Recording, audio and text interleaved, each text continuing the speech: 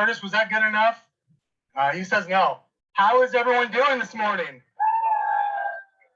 All right, now we can move on. All right, my name is Kevin Kaufman. First of all, I just want to say thanks to everyone for being here. There's a lot of familiar faces, none of which I can see now since I took my glasses off. Hey, but good job getting down the stairs. Good job getting down the stairs. That was awesome. There was literally a pool going upstairs on whether or not I would fall down the stairs, and legitimately someone had a chance to win some money. Grace is not my thing. But what is my thing is being stubborn. So who in the room is at EXP currently? Awesome. And keep your hand up. Keep your hand up. If the minute you heard about EXP, you were like, I'm in. Like, you guys are liars. There's like 4 of you. Seriously, guys, like, I'll never forget the day that, first of all, Curtis came to my office in Tempe and said, I think I'm going to EXP Realty. And to give a little context, for, I don't know, a couple years, Fred and I and Curtis, Fred's my business partner, you'll probably unfortunately have to hear from him later, talked about, like, what could we do in business together? Could we merge our teams? Could we do something in the title space and the mortgage and investing stuff? What could we do together? Nothing ever seemed to fit. And Curtis comes to us and just drops the bomb, December of 2017, that he says, I think I'm going to EXP. And literally the entire conversation was that, and Fred going, hell no. Like, that was it. He was like, I'm not going. But the reason I'm sharing that with you is because fast forward a few months, we did say to Curtis, because at that time, Fred and I were looking for another company to go to. We had been at KW and it just kind of had run its course for us. We knew it was no longer our home. And about 6 months later, we go to lunch with Curtis. And we told him, like, hey, man, let us know what you think after you get there. I'd love to hear your feedback. You know, we respect you a ton. And we sit down at lunch. I'll never forget. I'm pretty sure it was May 2nd, 2018. And first of all, I got to say this. Curtis had reverse aged 15 to 20 years. Jeff, you're smiling because you know what I'm talking about, right? Like, if you saw Curtis December of 17, Maryland, we got to get some pictures of December 17 versus like May 2018 versus now, because the guy totally reverse aged. So it's like, I'm in just for that. Whatever it is that, I don't know what they have in their commission checks at EXP, but clearly it makes you reverse age, so I'm in. And truthfully, that day was the first day I ever listened and Fred ever listened to what EXP was really all about. And I got to say, man, I don't know about for those of you who, again, show me who's at EXP currently. You guys like it? Is it okay? Is it okay? Okay, so not really. You guys don't really like it that much? It's fucking awesome. Seriously, I love what this company does for us. A little bit about my business partner and I. We run a team here in Tempe and a few other states. We still sell real estate outside of Tempe as well, or I should say outside of Arizona. But it was like, as much as it felt like a business, it really felt like more of a trap. Have you ever felt trapped by your business, or is that just me? Okay, I'm getting some head nods. Like, okay, cool, it looks good, because normally you get on stage because of those numbers, right? I sold X number of houses or X amount of commission or X amount of volume.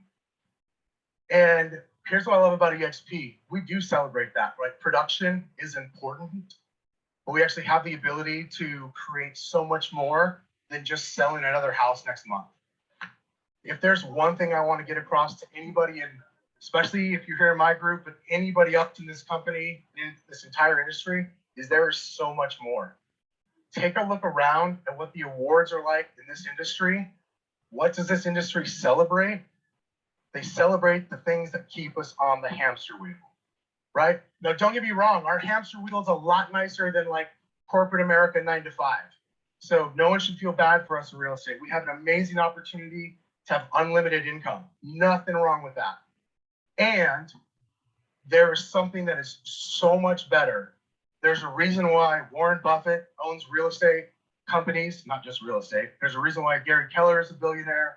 Dave Liniger is a billionaire. It's from owning real estate companies, not from going on listing appointments and working with buyers. And there's nothing wrong with working with buyers and sellers, but there is so much more. But when you stop and take a look at what is celebrated and what were we taught to think is like okay to be good at, it's about buyers and sellers, right? Maybe it's about building our real estate team. If we're at a team-friendly company like KW is super team-friendly. but it was not about being a business owner friendly. I can tell you that. I mean, it was if you got there 30 years ago, but outside of that, it's not. Like Curtis will tell the story. I don't know if he's going to share it today about the time he realized he was at the little kid table with the other top producing agents in America and not at the grown up table with the business owners next door that owned franchises and regions. This is what I love about EXP, guys. We have that opportunity. You don't have to take advantage of it. I know James mentioned you don't have to recruit here. It's true. You can absolutely get so much more out of EXP and not be a recruiter. But you ever wonder why you have a connotation around the word recruiter? Why has every other company, why has every owner of every company ever wanted to say it to own real estate companies and receive rev share like it's a bad thing? Guys, the only thing I want to get across to you today in my time is that be open to doing things different. Be open to what you're going to learn today, because I know some of the speakers today are freaking amazing. There'll be some tactical things I know that are shared today you can take back into your business. But guys, this is the chance. You guys all were like, you stepped up. There was like 50 or 60 seats available. There's a big long waiting line. There's a bunch of people watching a live stream. Well, they're probably not watching right now. They might sign up for the next speaker. But you guys said, no, I'm going to get here today. And a whole lot of other people could have been here, but they didn't.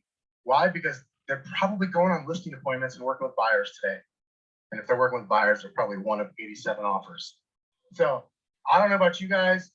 We've all heard the term. We got taught the term work on your business, not just in the business. This is working on your business right here. It doesn't have to be your entire business, but it has the opportunity to bring you things that you could never imagine. I can't even begin to tell you how much EXP has changed our life, because when we got here, even though I don't listen to most of what Curtis says, and I definitely don't take any of his advice the first 10 times he shares it with me.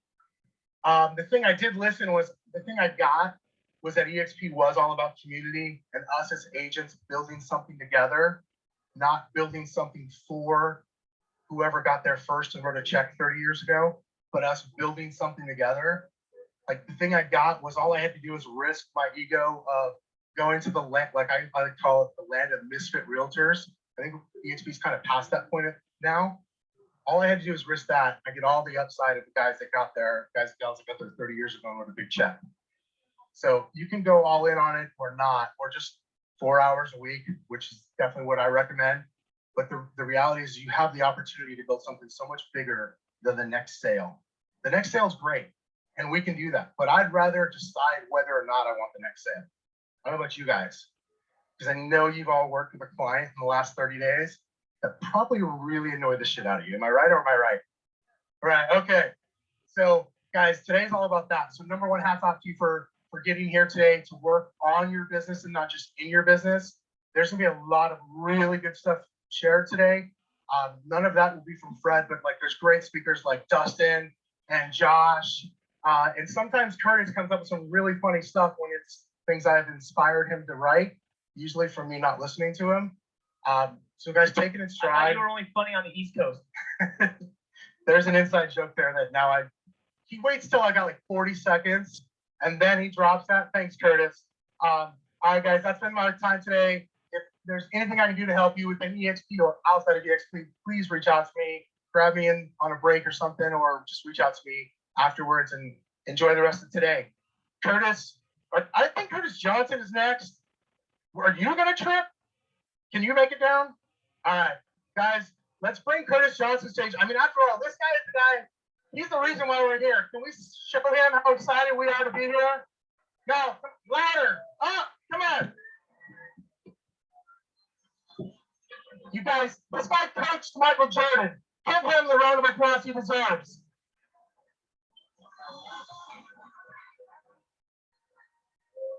Yeah, buddy.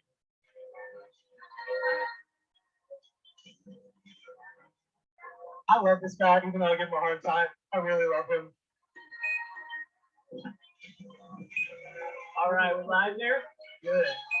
All right, let's turn that off. So good. Well, that was awesome. Kevin, great job not falling coming down the stairs. So that was really all I wanted to do, was just get a bunch of people here so I could walk down those stairs and make it worth owning this office. And so that's all I got for you. So thanks for coming. No, that's okay. So obviously we went through a few housekeeping type things, and I'm gonna go through a little bit why we're even doing this. What's going on? Like people are going like, hey, dude, like what's the trick, right? What are you gonna pitch, right? I can't tell you what I'm gonna pitch, right? No, but the idea is that this is gonna be a little bit different, right? This is just my office, just a bunch of friends coming over. It started with having 10, 12 people over, and all of a sudden it just kind of kept going. Well, we get a couple chairs. What if they don't match? Then we got to go get more chairs, and then it just kind of all morphed from there. And all the training that we've been going to for, I've been in the business almost 22 years, has been all about how do you go faster and faster on the treadmill? How do you keep the real estate industrial complex in business? How do you keep new agents coming into the business, selling just a few houses, but not enough to actually succeed, but then not enough to actually leave the business, so they can keep going and doing that? This is going to be pretty different. So if you guys are okay with that, we're going to have a pretty different day. So who here has heard of Rich Dad, Poor Dad, or read it? Okay. Few of you guys are just not going to engage no matter what. Remember, this is the extreme group. So if you're not extreme, please leave, right? Because that's what we're having a good time today. So obviously this book was transformative, not because it told you how to open lockboxes better. Would you guys agree with that? Right? It changed the way that we thought. And Glenn Sanford did that for me, right? When he went through, and in 2007, he was with a competitor. He was with KW. We're going to be just as transparent as we can be. And he built up a pretty good group, but he got about $6,000 in profit share. But it wasn't enough to keep him that motivated in that process with it. The equivalent of EXP would be about $90,000 a year. So I've had just a couple of my first brokers actually just passed away this year, right? They just went through. They didn't actually retire. They just expired. They just went through and expired. We've got about 400,000 new agents that come into the business every year. Do we go to 400,000 retirement parties? Why not? Think about it. Why not? So if it's okay, can I get your permission just to not talk about lock boxes, spuds, inspections, agent splits? Are we good with just not talking about that for a little bit? Okay. Because all we're going to talk about is growth. Obviously, most of this is EXP specific. We do have a couple guests, not very many, and the guests that are here are massive builders in other ways. So a lot of this is, I believe that EXP is the future of real estate, right? But the same concepts work even outside, just not as well, in my opinion, right? But the concepts are still going to work. And if we're mature enough that we can disagree, there's going to be some things, I'm going to take some chances, I'm going to be bold. And is it okay that you can still hear something and go, you know what, I disagree with that, but I'm going to pick out some other pieces that I'm okay with? Are we all right with that? Are we mature enough to do that? Okay. Because hopefully I go through and I talk about some things that really do bother you, right? So high energy equals high income. If you're in the room, it's because I believe that you're not an energy sucker, that you bring energy to this environment, right? So if I made a mistake, check into the desk and we will relieve you of your seat. Right? So just so you guys know, we planned this, like I said, it started with about 12, then it went up to about 20. Then I was like, well, what if we had like 30 people in there? What would that have to look like? And I was like, well, what would be the maximum?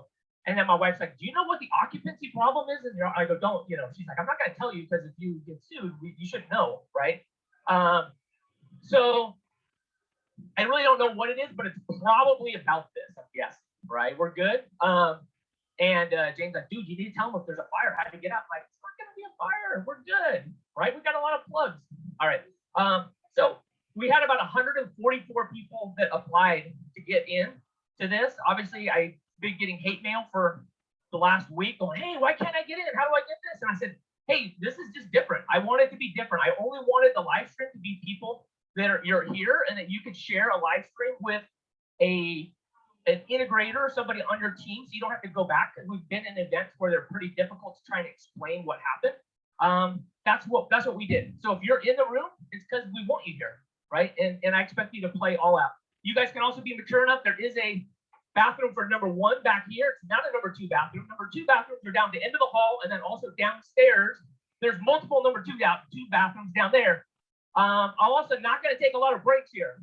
So if you guys have to get up and go get food, there's going to be snacks here in a little bit. There's going to be a great lunch. There's going to be afternoon cake and snacks and all kinds of stuff. So you guys are loaded. You guys will be jacked up on sugar. We're all good.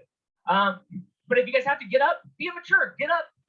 So do what you got to do, right? Come back, and let's go all out, right? So I want you to think for just a second. Think of the best conversation you had. Does anyone have any kids? Do you know of? Okay. See, think about the best conversation you've ever had, right? Maybe with your parents or a child. What about the best dinner? Maybe the best spiritual experience. Maybe even the best sex you've ever had, right? Some of you guys pretend there's someone else there, right? Everything like that. Were you multitasking? Were you on your phone? No, you were all in. So put your damn phones down, right? Now, Brent's like, oh, you saw me? No, I don't care. You can take a little clips. Don't live stream this, right? But there's clips totally cool with that. Pictures. We've got a Facebook group that I'll send you guys to. We'll put most of the slides, all kinds of different stuff in here. So it'll be here for you. But I want you guys to be able to really focus and be all in. Are you guys good with that? Who's good? All right. So again, this experience is not for the rookie agent. That's not what this is.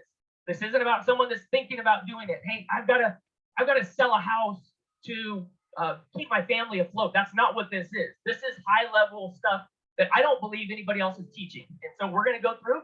This is a new experience. You guys are going to watch, either we're going to crash and burn together, or we're going to have a good time. But either way, we're going to kind of go through. You guys good with that? All right. Again, go through, handle your business as we go through. Our minds always seek the easiest way to be able to get through. So you're going to get mentally tired before you're actually tired. You're going to want to check your phone. You're going to want to go for that dopamine addiction, right? What I'm going to say is push yourself mentally to go through, engage with what we're doing. When you feel that, go, you know what? That's just a sign that says I need to actually push myself. And the push is where the breakthrough happens.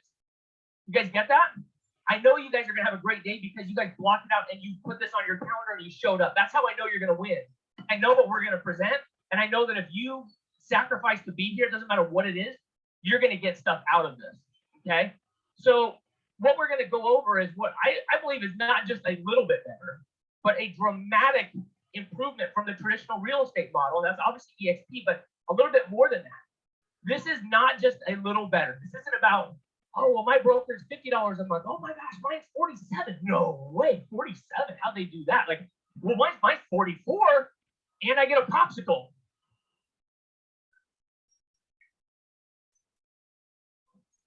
This is a whole new opportunity that we're going to be going through and talking about. Now, here's the deal. This is key for us. The legacy real estate model was to go around, pound your chest, say, I'm number one, and I've done this, right? I'm number one, I'm the best. I'm the best listing agent. I'm the best buyer agent. I'm the best team. I'm the best this. I'm the best that. Okay, would you guys agree with that? Right?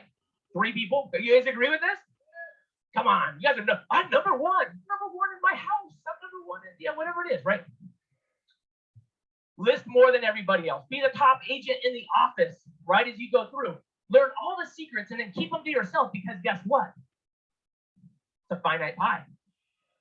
Isn't it? It's a finite pie. So in order to stay relevant, to be able to survive, you've got to keep it to yourself, right? This is what's going on. Now, duplication. Why did I name it this, right? Duplication is a completely foreign concept. So if I go out and I teach somebody else and I share with someone, that's actually less of a pie for me, right? Well, my hope is that today you walk out with a renewed confidence and a plan and a firm understanding of this new model. And the new model is this: be somebody others want to model. Be somebody others want to model. Like, what? How do you attract people? Are you attractive? Are you attractive? And then instead of basing your success, and again, this might be a little bit different, and everybody's got different opinions, and I just happen to put this together, so I'm allowed to share mine, right? You guys showed up, so that's sorry, that's what you get. You get my opinion, right? My opinion is no longer basing your success on if you got to the top of the mountain. That's old school. You guys have already proven that. You guys are already great at what you do. That's already proven. That's already a done deal. You guys have proven you guys can be great with buyers, proven you guys can be great with sellers, proven you guys can be great team leaders. Done. Done. And you can keep running that play over and over. But rather, how many people you helped reach the top? And if done right, how many you helped reach higher than you? That is the new paradigm, I believe, is the future of real estate, and that will keep us in check. Now, here's what I know. About 67% of the audience right now is having sexual thoughts and fantasies while I'm speaking. So I know about 2/3 of you guys are going to have a great day no matter what. And that's awesome. Okay. This is the group that I put together this morning in Facebook. I will send out a invite on this. It's Curtis Johnson's Extreme Duplication. I thought of that on the fly. So you can search for it. I added just a couple people to it, but we'll add to inside of here. I'm going to add in, slides, pictures, all kinds of cool stuff. So that'll be in here. It's the easiest way to be able to do it. Even a lot of people, I didn't get your email or whatever. I'm like, okay, email's not new. Email's not new, right? So this is we're gonna put it. So keep a lookout for this. You guys good with that? You guys have questions? You guys have comments? You guys have pictures of each other? Put it in here, right? Be able to connect and be able to do that. Also, again, like I was kind of kidding, but the reality is I'm not selling anything today, right? I'm pitching one thing. I'm pitching you on believing in you. That's what I'm selling, right? Now, I've asked some of my friends to come speak. Most of them have something to sell. Most of them have something worthwhile. Why? Because they're freaking amazing and people want to be around them. Like, that's just what happens. When you're amazing, people want to be around you, and then you're like, well, I can't. My time is limited. Here, I'll sell you my time. I'll sell you my thoughts. I'll sell you some of this. They're not pitching stuff up here. That's not what this is, right?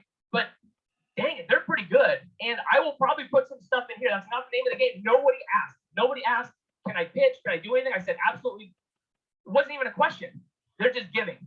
But I probably will tell you to go buy some of their stuff in here. But I'll put the stuff in here. You guys good with that? You guys okay if we try not to sell you anything? Wow, really? You guys like not been to a real estate event? Like, have you guys ever been somewhere where they fed you and didn't ask for something? Come on, we're having a good time, right? Come on. Friggin' people here. Okay. How cool is this lineup? Like, have you guys seen a lineup like that? How cool is this, right? Woo! Love it. We're gonna do some things that I've never seen done because that's what we want to do. Because we want to change the way that things go, right? So we're gonna have about half our speakers are here. They're up in the green room. They're eating blue M&Ms in Kevin's case, because that was what he put on his rider from his agent, all kinds of cool stuff like that. You see him up there? Kind of see him up there. There he is. He's talking away up there, right? So why did I do this? Well, the last few agents, they came to me and they said, hey, how did you scale? How did you do this? And I tried to start explaining it. And I said, man, just follow the plan. Like, what's the plan? What is this? And so I started going, you know what? Maybe it's clear to me, but it's not really that clear to everybody else. So how do I just go through and try and explain it? That's really where this came from. I'm like, well, I'll just have like maybe a dozen people come to our office and I'll just get up on a board and I'll just try and show you what I believe the future of this is and how to actually scale to be able to make millions of dollars in EXP. And there you go, right? And I started going through and I was like, hey, you know what? Let's just buy a few more people. And that's just kind of what happened, right, with this. So in most of this that came from, I kept going back to, well, I learned this here, right? I wish you were in the room when Brent said this, because I can't, Brent, right? Not that Brent, but a different Brent Gove, right? I wish that you were in the room when he said this, because that absolutely just changed this. I wish you were in the room when this happened. I wish you were in the room when Tina went through and explained how she duplicated her group. And I was like, okay, well, I'm going to go through and I'm going to try and explain it. And then I said, well, you know what? There's actually some people that do it way better than I do it. So let me just reach out to a couple of my friends. And I did that. And guess what? We've got the most incredible culture. Every single person said yes. Every single person said, yeah, what can I do? How can I help out? I was like, okay, now we got a lot of speakers. That's pretty cool, right? And I'm like, well, that's good. More of you, less of me is probably a good thing. So we're going through and we're going to bring in some people inside here. And I really just want you to get a taste of the experience that I had with this and trying to duplicate some of the thought processes and so forth that I went through. We're actually going to go through and deconstruct how myself and some of the other builders have grown ridiculously large organizations, really kind of going back. And like I said, it's super clear to me. But this next picture, I'm going to go through this experience. And people said, oh, hey, can I just, I saw that you sent me the live stream. Can I just watch the live stream? I'm like, yeah, here, let me send you the live stream to Disneyland. You can just watch Disneyland, or you can freaking show up. Which one do you think's better? Oh, look, there's the line. There's the Matterhorn line. Cool. Look at them. They look happy. No, no, no. This is about being here and experiencing it. Because here's what I know: 20% of 20% of you are going to walk out of here on freaking fire. On fire. Most of you, it's just going to be a cool day. We're going to have some cake. We're going to have some, okay, we got some cool stuff for lunch. We're going to have some cool stuff. You're going to meet some new friends. And it ain't going to change anything. Why? Because that's what we know. We know 80%, we know that 20%, even 20% of the, you guys are the best of the best already. There's still a 20% of the best of the best. You guys get that? So you've got to decide, are you part of the best of the best, or are you just average? Are you common? Are you just a common person? Are you a common builder, or are you uncommon? Right? Are you just waiting for that next text so you can distract yourself, so you can go, wow, you know what? That'd be great if I got that listing appointment tonight. I could just go faster and faster on that treadmill. Or are you ready to change the world? I joined the company, and I'll share a little bit about the story, but Brent begged me to go to Las Vegas after I was with the company about 2 months. And he said, oh my gosh, we're having this really, you guys know Brent, you just sell anything. I'm just like, yeah, dude, just tell me what to do. I'm in. What do you want, right? And he said, come to my suite tonight. We've got, we got champagne, we got all kinds of cool stuff, and it's going to be super exclusive. There's going to be everybody that has 100 or more people in EXP. And I was like, what? Oh my God, that's awesome. Yeah, I just barely broke 100. I went in, I snuck Kyle Whistle in. Kyle Whistle has like 80. I was like, dude, they're not going to say anything. They kick people out of the room, but we got Kyle past security. We're good. You can't see this. The room only went to like right here. There was really just a couple dozen people, right? Now you've got Rob Flick, about, I don't know what's he got, 15,000. Brent Gove's going to be joining us here in just a few minutes. Got Gene Frederick, Jeff Willems back there. Okay, this was a tiny little event, and we were celebrating being over 100, and it was amazing because we went through, it was the experience of being in the room versus checking someone's notes after. 2 months later in Scottsdale, right? Marriott Desert Ridge. Brent's like, dude, you've got to come up to, we're having this big builder conference. It's going to be amazing. And he just wanted to go golf, really. And he goes, come, we're going to go through. Would you come be a speaker? And I was like, a speaker? I'm like, yeah, man, what do you want? He goes, well, come just spend 5-10 minutes, share your story, what you're doing. It's going to be amazing. I'm like, okay, I'm in, man. So I get there, and I'm texting him like, Brent, where's this at? Which conference room today? Oh, you go down this hall, go down here, whatever. Turns out it was the end of this hall. We didn't have a conference room. No, seriously, guys, you gotta get this. We didn't have a conference room. We were just at the end of this hall, and it just ended, and there was just chairs. I was like, all right, let's go, right? And there was about maybe 40 people. And I went, and it was amazing. It was absolutely amazing. Hearing some of the stories, hearing Gene Frederick talk about how he sold some of his franchises, listening to Rob Flick and Jay Kinder and Brent go through and share. And it wasn't everybody just sharing huge things, but it was about being there and being inspired. And I was so absolutely inspired with that. And I said, I love these huge events. And I actually been part of the nasty email people were sending me this week where, dude, go get a bigger event. You know you can hold it here. You can have a couple hundred people here. And I'm like, yeah, I'm totally aware of I could have a bigger place. I wanted to be able to be with my people. That's where I wanted to be, because that's where, in my opinion, that's where the change happens. The change doesn't happen just being one of 5. Not to say those aren't great, because I'm definitely going in like 2 weeks to Texas for Tony Robbins and Brent Gove. And there's a time and a place for that. I think there's a time and a place for this right now. Would you guys agree with that? All right. So I believe EXP has to be experienced. You can go read a book about the beach, or you can actually get to the beach. You can read about Disneyland, or you can actually be there. Howard Schultz, he says, I don't sell coffee, I sell an experience. Now, Mike Reese, Jay Kinder, and Albie Stasic, they created the One Big Fire, right? And I think of about 20 million agents all over the world is wood. I took this analogy from a spiritual one, but I think it applies here as well. Think of all of that as kind of unused energy, right? As the wood, some tiny sticks, some thick logs. You're the match.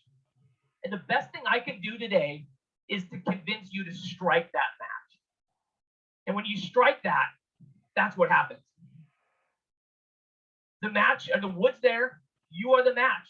It's just going to be, are you actually going to strike it, or are you just going to keep whining and complaining because everybody else has a big bonfire? What's it going to be? It's not like you're not going to go change how many agents are in real estate. You're not going to do it. It's just going to be, are you just going to watch everybody else and you're going to go, oh my gosh, you know what? Could have been me. Could have been me. Yeah, could have been. Could have been a lot of things, but this is your opportunity right here.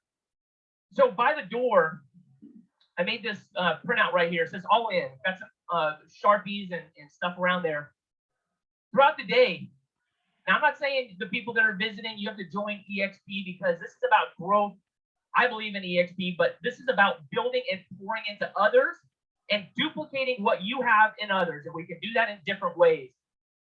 When you get it, you're like, you know what? This isn't just about me getting to the top of the mountain. This is about me bringing people to the top of the mountain, not just signing them up and telling them, go hike, man.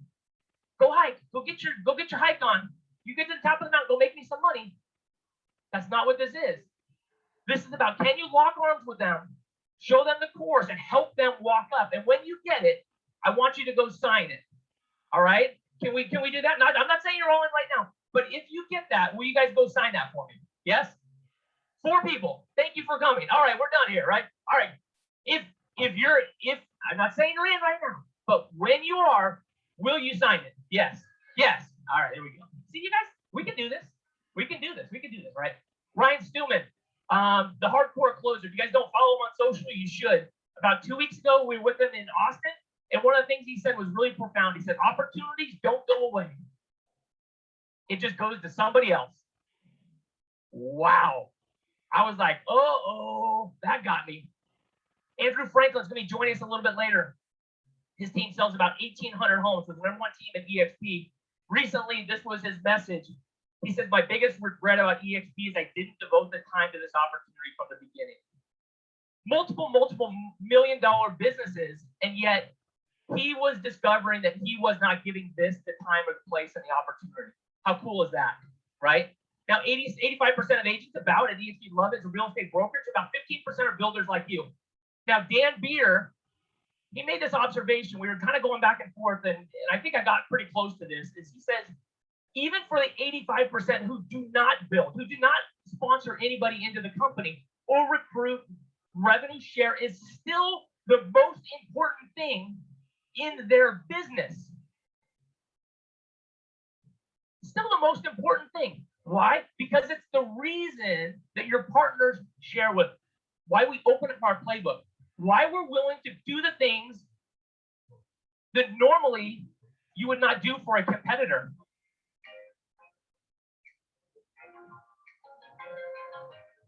I did not come to this company for the 2 years that people did this to me. Screenshot. I was like, dude, that's cool. I mean, don't get me wrong, it's cool. I don't have that, like at least not in that way, but I do have a $3 million company at the time, 2018, 17, 16. Yeah, there's not anything about that. Literally nothing. So congrats, I respect it. No thanks. Issue is that the model is so powerful that even in understanding that, so here's where I empathize with you if you've been stuck in that. Because even if you've been stuck in that yourself, I did the same thing. I literally didn't come for those reasons. I did come when Curtis Johnson and Chuck Fazio announced, and I was in the process of buying a market center, literally final stages of the negotiations. And they announced I was in Deer Valley, and then we decided they were business people, and I was like, what the heck? Not you guys. And that was the first time that the dots were connected to, oh, that money, those screenshots, those things, the stock, the ownership, oh, that means I take your freaking playbook to implement in my business, to push my business from where it's at to where I want it to go. Oh, that's attractive to me. That might be attractive to others. That's when I came. All right, and Dan Beer obviously is killing it. I know a lot of people here are good friends with him. Obviously, he was an inch away from becoming a franchise owner, and he's like, "Hey, dude, I'm about to get all these franchises. Why did you go to EXP? Tell me, like, that sounds like a stupid idea, but you're really smart." I had bought some of his coaching stuff. He had bought some of mine. We were kind of in the mutual admiration society of each other. And he's like, "Dude, I don't get it. I just don't get it. Why would you do that?" Right? And we went through and we talked about it. And I don't think I ever talked about revenue share. Okay, kind of was helping that I didn't have any at that point, but we never talked about that. We talked about building something by giving to others. Now, let me just ask you, did your last broker train you to take his job or pass him? No. Why? Because if you did, you'd leave. If you did, you'd leave, right? So why do legacy agents feel that it's noble that their broker or franchise owner gets an override on them, and yet they kind of look down their nose at agents who demand ownership in the brokers they work at? Somehow it's noble that they're able to go through and like, hey, it's okay for someone else to have ownership, but somehow I'm gonna say, you know what, that's not cool. I don't, all you do is recruit and own stuff. I'd rather just rent. No. Here's the deal. Look around, and if you don't have leverage in your business, you are the leverage. You guys get that? If you do not have leverage, you are the leverage. And so EXP, if you're going to take a screenshot of anything, probably take a screenshot of this right here. EXP is the first transparent real estate brokerage in the legacy system. Brokers and be hired. Right here. No, sorry, I fooled you. It's a later one with this. But the idea is, with this is we're the first transparent real estate brokerage, right? Where we're fully transparent.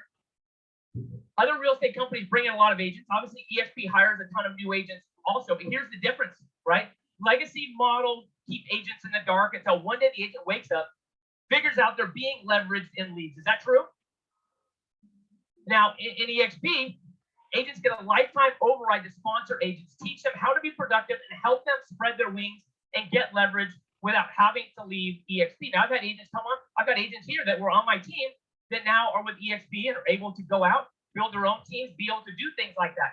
My job is still to help them to be their best, whatever that might mean, right? Whatever that might mean for them. Here's a disclaimer if you guys want to read, because I'm going to go through some number. Are you guys okay if I just be fully transparent? I'm not bragging. I'm blown away at this as well. You guys okay with that? All right, so go ahead and look at this real quick. So don't sue me and stuff like that. You guys have to work your butt off. You guys good with that? All right. We need more chairs in the back, stuff like that. So if we can, maybe we'll get some more chairs so you guys don't have Billy Bull in the back to stand. So okay, there we go. So you gotta work your butt off, right? Just so you guys know. All right. So I don't know what kind of jobs you guys did before you got into real estate. I shared this before. I had all kinds of jobs. I was pretty much unemployable. I did all kinds of stuff. Moved furniture, sold funeral plans. I sold. I grew up doing paper routes. Right. Still think it's one of the best things ever. With this last thing, I worked for a real estate attorney, and I told my wife, "Hey, I want to get into real estate." She said no, but we agreed to say, "Fine, you get 90 days. If you can't sell a house in 90 days, you got to go get what? A real job." We just saw that couldn't work, but I was like, how hard could it be to actually sell real estate? And here's the deal. Right out of the gate, had it figured out. I was selling a home almost every single day. Right out of the gate, right? I'd almost sell one on Monday, almost sell one on Tuesday, almost sell one on Wednesday, but didn't really do it. Finally, in the first 90 days, I did sell a house, but I didn't take a break for about 2 years, right? And this was a long time ago, but I was part that almost didn't make it. And we all went through that process selling real estate, right? We all went through that. But here's the reality of it. If we went through the beginning, I was obviously stressed out. I was new to Arizona. I was failing as a husband. I was in a new home that we just bought with the money that I was positive we were going to start making. Right? I was like, oh my gosh, we're going to be loaded. I did this real estate gig. This is going to be awesome, right? Found out I had a new baby, and it was mine, which was good. And I totally felt like my life was spinning out of control. And I was a prisoner in a horrible job. But I knew I had to make some pretty big changes to get to the life I wanted. And I had to change who I surrounded myself with and who I saw myself with. So I hired coaches. I traveled the country, learned from the best. But I also had to change how I saw myself. And I've told this story enough that I'm not going to cry here. But this is the 70s in America, just so you guys know. This is growing up.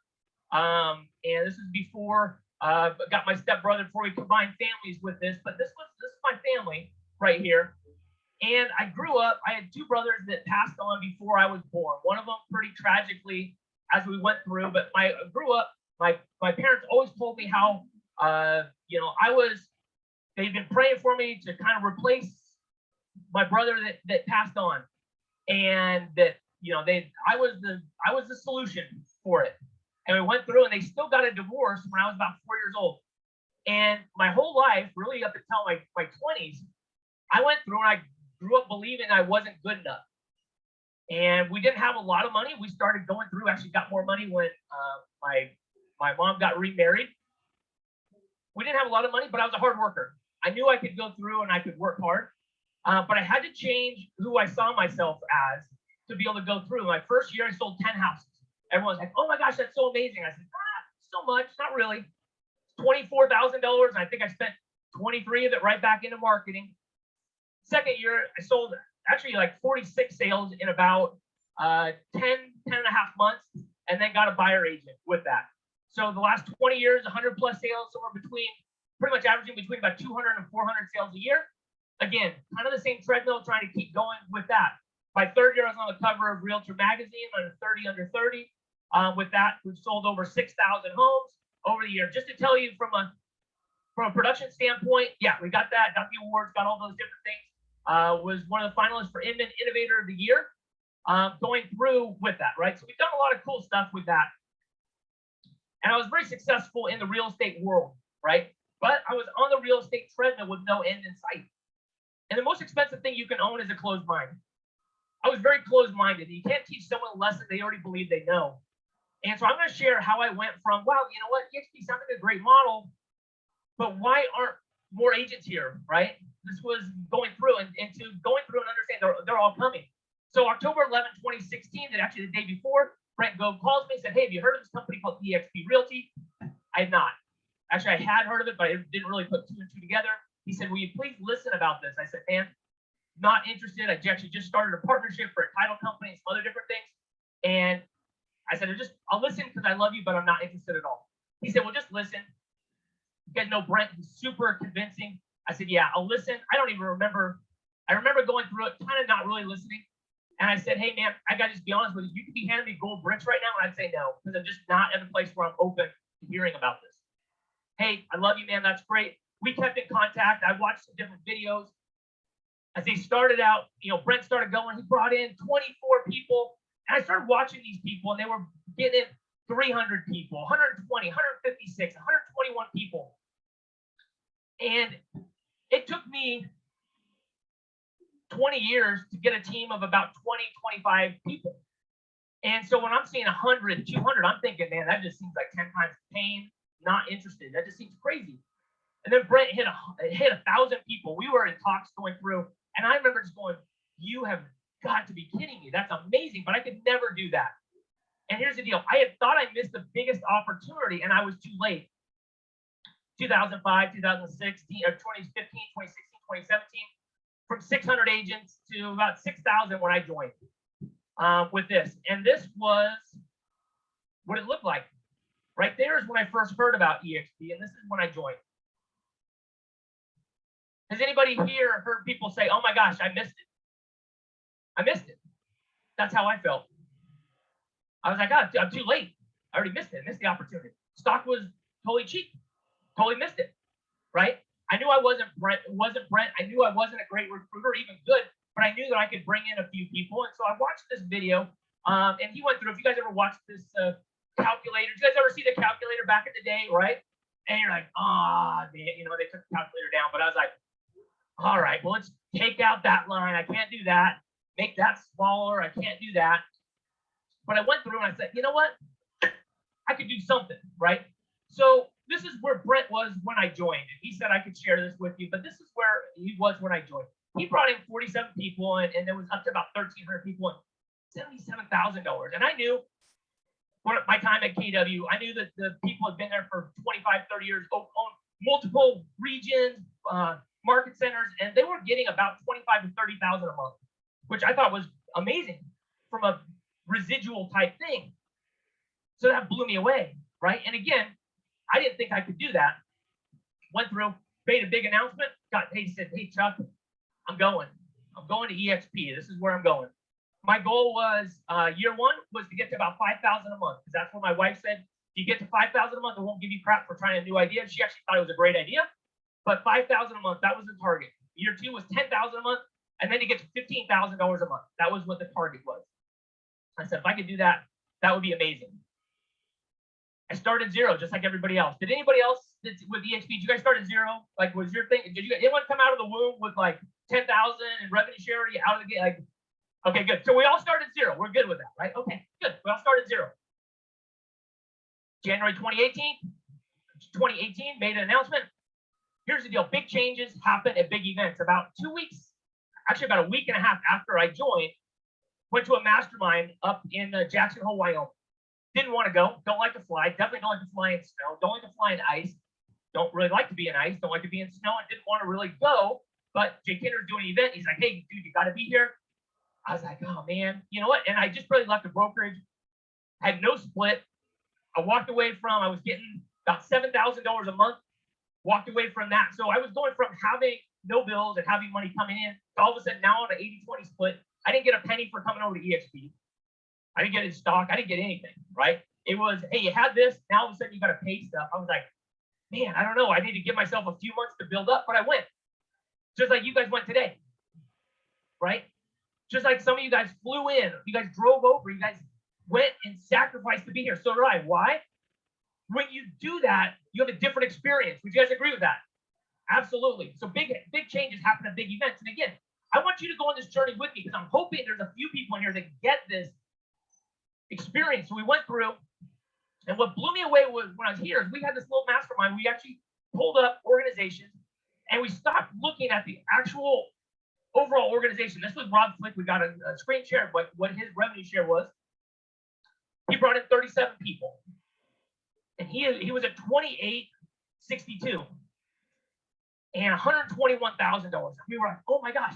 And everybody gets all enamored with the 28.62, right? Because that's amazing. Well, we really started focusing on, well, what could we control? Well, you can control the people that you sponsor in, and then you can help them have incredible success. That's what we can control. And so that's really what we focused on.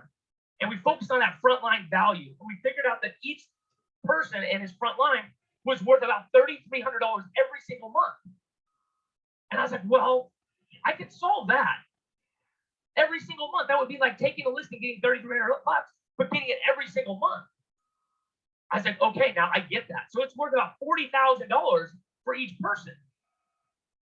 So when we go, oh, you know what, this doesn't work, whatever, first of all, it's just a math problem, right? You're just not growing fast enough with this. So I looked at, if you guys watch Rob Flick's first video, this is just a screen capture from, I think you need to go back, I'll post it in the group. But going through, he brought in 4 people, nobody, 1 person, 7 people, right? He said he'd like to sporadically recruit. So at the end of the year, he brought in 22 people, and it went from 86 people up to 700 because he duplicated. He duplicated in this. That's what a lot of people bring in people, but they don't duplicate. This is a screen capture from that. So after 18 months, he was making about $1 million a year. Because it doesn't matter what works, it matters what duplicates. So again, this is my experience going through. I started out, brought in 20 agents overnight. Gus saw it. He's like, dude, I'm in. I'm like, sweet, this is awesome. Way to go. Thanks for believing in me. That's awesome. A day later, Merrill says, hey, dude, what's the deal with this? We're thinking about doing it too. Their team came over, right? So we started out of the gate, about 38. So I brought in 24 on my front line, brought in 38. But guess what? What's this here? What's this number right here?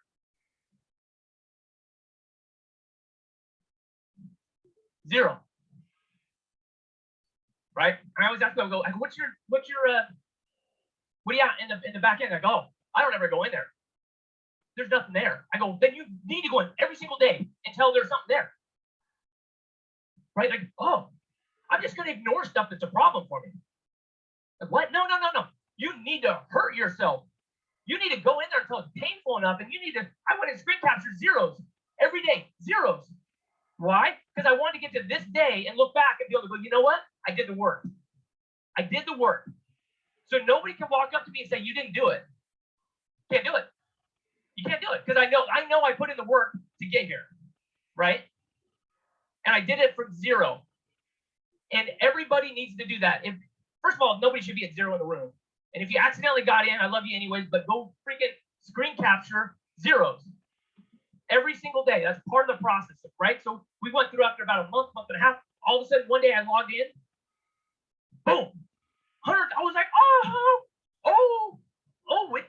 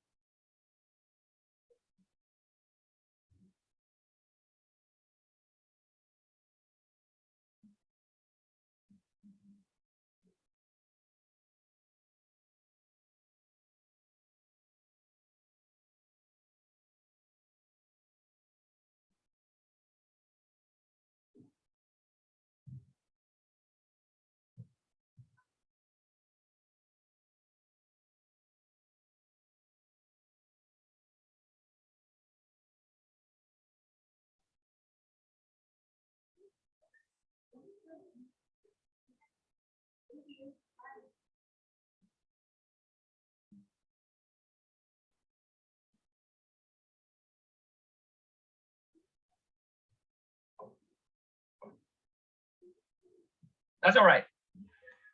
Okay, there we go. It was some good stuff right there. You guys didn't hear? Sorry. All right. It's what you get when you're in the room. You get to hear it. All right. So up to 117 right here. Second month was 94.20. It's a pretty dang big jump right there, right? Okay, and all I would just say is, again, this was the second paid month, right? The first one, I didn't get anything with that, like right we went over. Second paid revenue share, $9,400.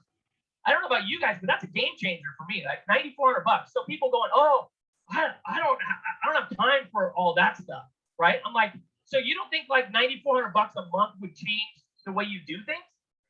Like, seriously, like you don't think that would, like, you're lying. You're just lying. And I'm telling you guys, anybody that spent revenue share, it spends different than everything else. It's like it spends different. It feels a little different, right? But again, I'm not bragging. Like I work my butt off, but I'm the luckiest guy in the entire company. I really am. But I'm just trying to give you guys some hope. Going, you know what?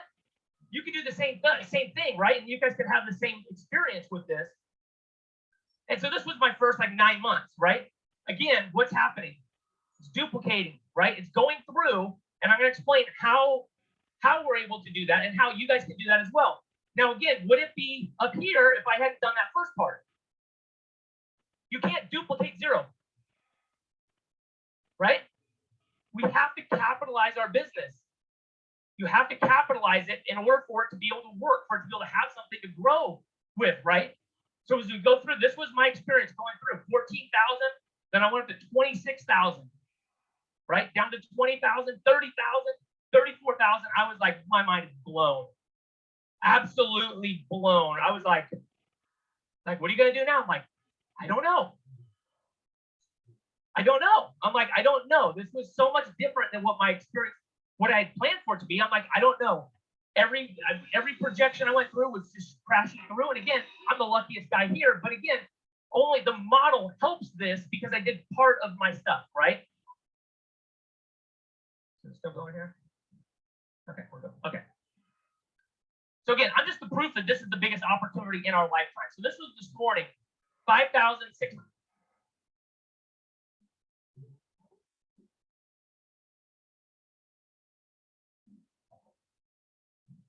I think we might need new batteries in this back here, so we know. All right, so every morning.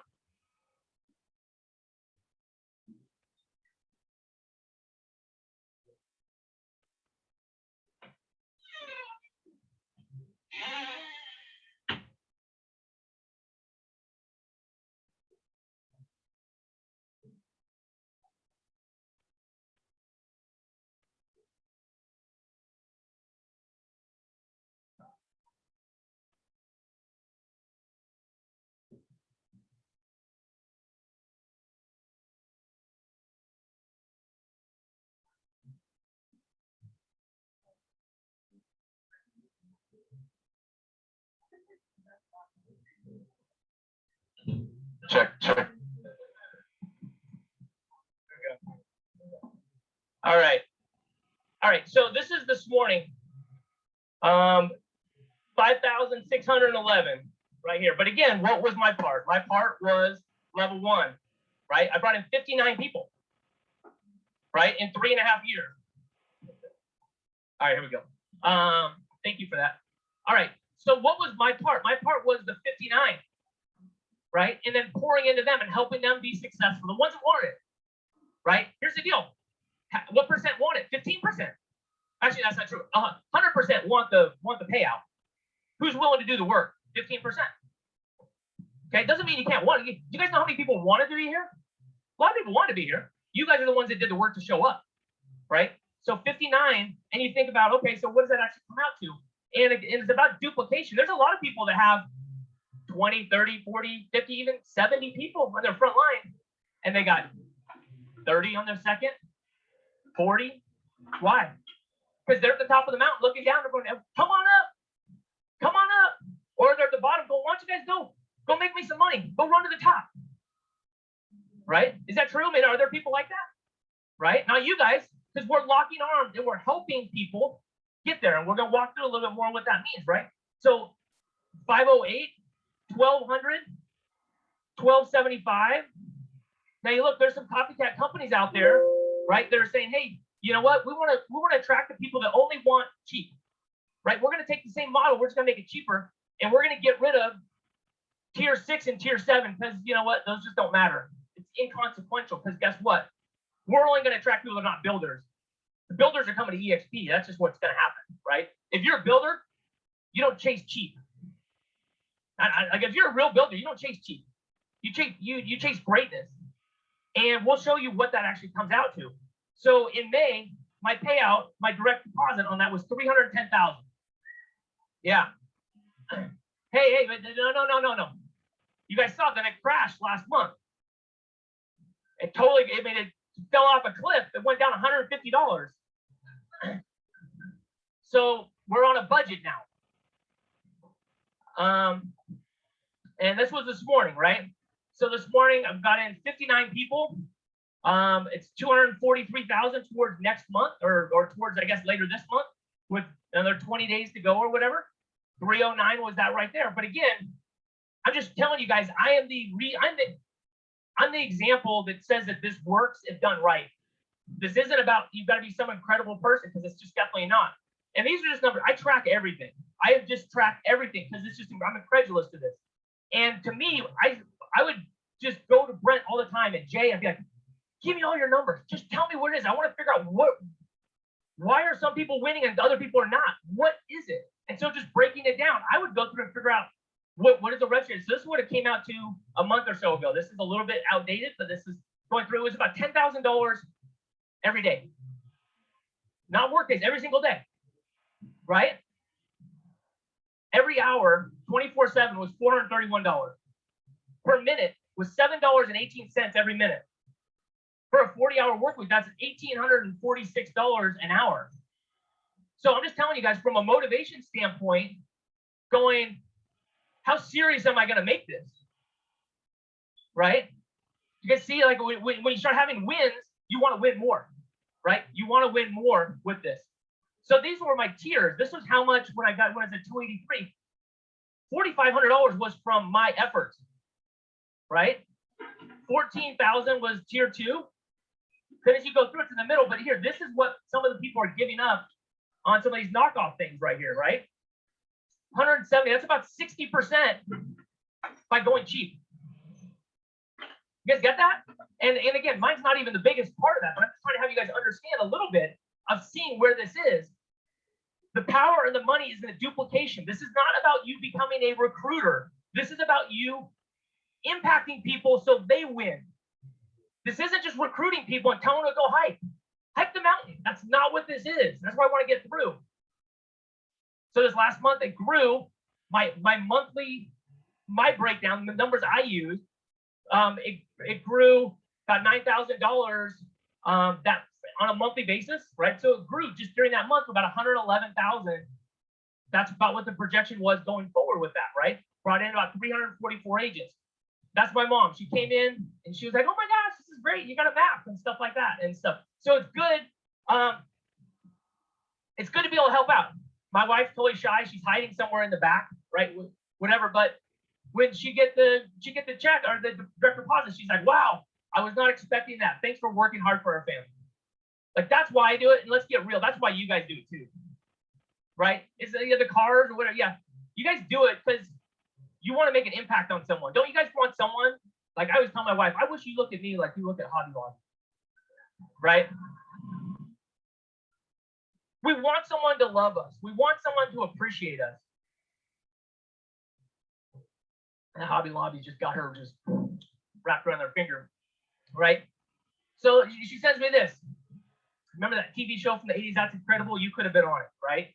310,000 makes you think about 80s TV shows. So that's great. But again, that's why, right? We just bought my son a car back there. So we had we had over $1 million cash just in our checking account. And again, I'm just trying to be as transparent as I can, not because I'm bragging, just because like 20 years of selling thousands of houses didn't do this for us. That's not what did this. It's not by trying to be at the top of the mountain ourselves. Let's get real here for a second. And it's not because I'm so incredible. It's because I'm working hard inside of a model. So the revenue share, this was before I hit the 7th tier, right? So I got just a little bit here, and he said, oh, that's not that big of a deal. That's only 40% of the revenue. No. Do you see that? It's almost 61% of the revenue. It's just, and mine isn't the biggest one with that. The power is in the duplication. I track everything. And again, this is me just sharing. My projections going out by my 50th birthday next June, I should be at about 8,400. It's actually, this is probably a little bit low, but it's kind of going through that, right? So about 5,300. June, I'm projecting about 8,400, right? It's actually going to shoot a little bit higher than that. That will come out to, based on everything, probably right about $500,000, over $500,000 a month, right? So if you think that all of a sudden, you think it's somehow noble for people to work at a brokerage where the broker gets over on them and they don't get an override, and you think, well, that's okay, because revenue share isn't really that big of a deal. There isn't a bigger opportunity in the history of real estate.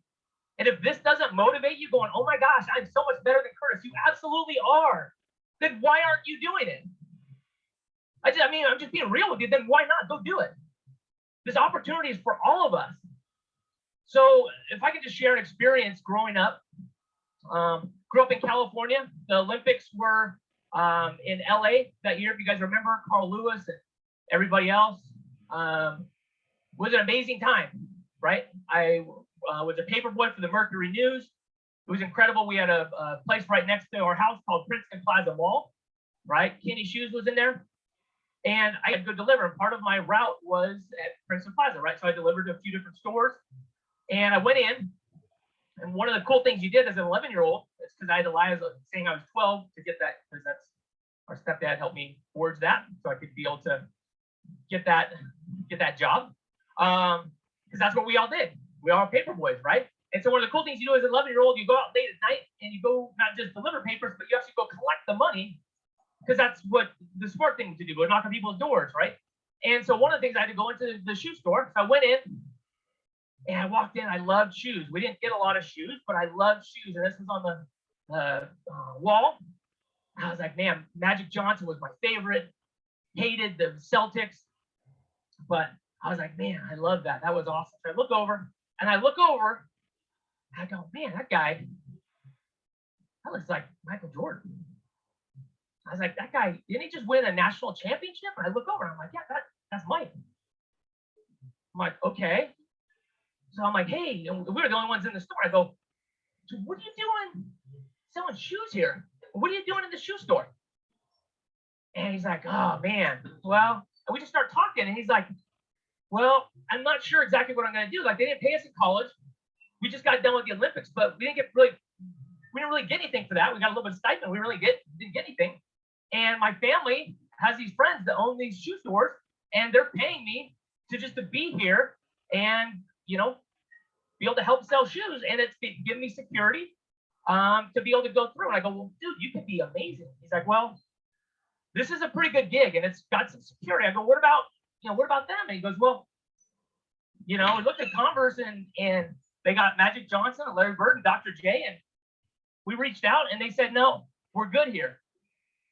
I really wanted to go do a deal with Adidas, and Adidas was a disaster and said, we really can't do anything about it. And I was like, Mike, you are going to be the greatest basketball player that ever lived. You are going to be incredible. And he's like, man, I don't know, man. I think I missed my opportunity. So I'm like, Mike, come on, let's go. So I took him down to the rec center, and I started working with him a little bit. I started going, come on, man, get your groove together. Let's go. And so he started working on his shot. He was getting better. And he was like, I don't know. He's like, my family, they want me to go up to Oregon and go talk to Nike, but they're a shoe company. And he goes, I don't want to go, but my mom's making it. And he went and he listened to Nike because someone loved and respected and asked him to. Just like maybe someone loved and respected you and wanted you to watch this, right? Maybe they wanted you to look at the overview of EXP. He didn't want to. Like most of us didn't want to look at EXP Realty, right? But someone we trust asked us to do it. But all of a sudden, Michael just boom, snapped out of it. He's like, you know what? I am going to be great. I am going to be amazing. I'm going to sign that contract. I'm going to go. I'm like, yeah, let's go. Go do that. So he went through and he goes, you know what, Curtis? He goes, I'm going all in. But here's the deal. Instead of just doing what everybody else did, and what if instead of just getting paid a salary to wear the shoes, what if I got paid revenue share off every shoe sold? And I was like, I don't know. That sounds pretty crazy. Why would they do that? I don't think so. And he goes, I'm doing it. And so he went up and he signed the contract. And you guys might have seen this documentary recently as we went through, but Bob Filajano, I think, as we went through. But so he's going through and he's like, hey, you know what? I'm going to transition. Am I going to go all in on this and go take a chance, right? And is Nike going to take a chance on him, right? So yes, they came out and interviewed me and stuff like that. So it was pretty good. As we went through, but in 1984, so he goes through and he signs this 5-year deal, $500,000 a year. $500,000 a year, which was incredible money at that time. But here's the deal. What else did he do? He got a percentage of the revenue. We call that revenue share, right? Air Jordans went out $65 to sell those, right? He threw me this shirt. He's like, here you go, man. I'm like, okay. All right, that's cool. That's all I get is a shirt. And that's him. That's not me, just so you guys know. But I was like, man, you know what? That's incredible. And he's like, hey, Spike Lee can't make this. Can you come help on this commercial? I was like, okay, yeah, I'll do that. So I had to stand in a little bit on that. But here's the deal. Nike was going through and they hoped to sell about $3 million worth of Air Jordans. And they went through year one, they sold 126 million. This is Michael Jordan's pay scale throughout his career. As he went through, he made about $93 million. The last couple of years were 30 million, 33, a million, and a million. But as he went through, the greatest basketball player that ever lived, in my opinion, went through and he made about 90 million playing 15 seasons. Isn't that amazing? He made 1.7 billion in revenue share. You tell me where the power is. You tell me where the power in going on listing appointments or building an organization and getting a revenue share. You tell me which one is more powerful. So he's worth billions of dollars now. Still, it's been 20 years or so since he stopped playing, and he's still crushing it on that. Do you guys get that? He did the work once, and he's continuing to get paid over and over. If you understood residual income, you would walk through brick walls to be able to get it. So did Michael Jordan make billions because he was out of the back of his car selling shoes on weekends?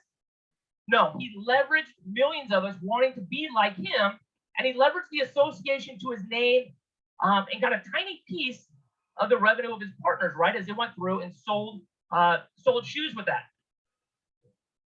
Obviously, a lot of that was true. Some of the part with me was not true, just so you guys know. But I wanted you guys to think about for a second. If I got you for just even a second thinking, did that really happen? I want you to think like, what else? What if you don't know everything? What if you're actually one of the greatest recruiters ever, and you just need to snap out of it. Like, what if your just belief of everything, maybe you're a little bit off on that. So let's talk about 3 real estate agents who went from lock boxes to billions inside this. So that's me and Dave Lineker at Remax. Gary Keller, I was in his top group, and then Glenn Sanford. All of them started out as real estate agents, opening lock boxes, going on listing appointments, all 3 of them. All 3 of them went through. All 3 of them had struggles. All 3 of them had a lot of success with it. In 18 years, I went in building a real estate team. I focused all my efforts on my tier 1, which was my team, right? You guys get that? And I built it to about 20 agents. At Remax, I worked in Dave Lineker's downline. Oh, did I say that? Yes, I did. Why?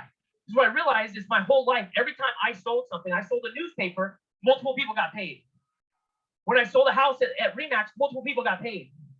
When I sell a house at EXP, multiple people get paid. The only difference is that instead of it going to some random person, it goes to people I partner and choose to work with, right? So I worked in Dave Lineker's downline, and I worked more and more, and I sold more homes.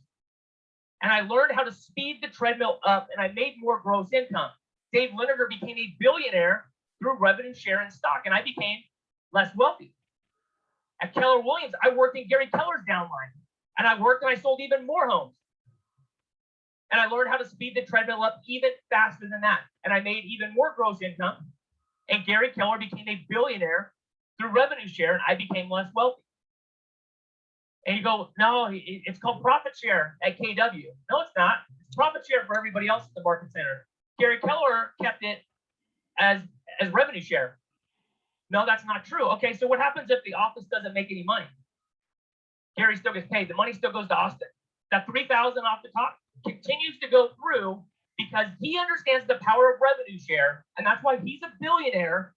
And the people that own market centers struggle as the market moves all over the place because he understood it, and he got everybody else. And I think he's brilliant, but he stayed on revenue share, and the money keeps going off the top. It doesn't matter if it's profitable or not profitable. You guys get that? That's why he became a billionaire through revenue share, and I became less wealthy there. At EXP Realty, I am in Glenn Sanford's downline, right? I work way less. I sell the same amount of homes we always have. I learned the treadmill was optional, and I make ridiculously more gross income. And Glenn Sanford still became a billionaire through revenue share and stock, and I became wealthy and financially free, and I bet most of you did as well. That is the difference between helping somebody else and you actually playing in the same game with that. So would you like to just remain in someone else's downline, or is it time to create your own leverage as well? That is a choice that we have right now. So again, it's not honorable to buy a franchise and to go through and build some organization through recruiting and going through for somebody else, right? This is what happened. This is the opportunities I went through. I talked about, I thought I missed it.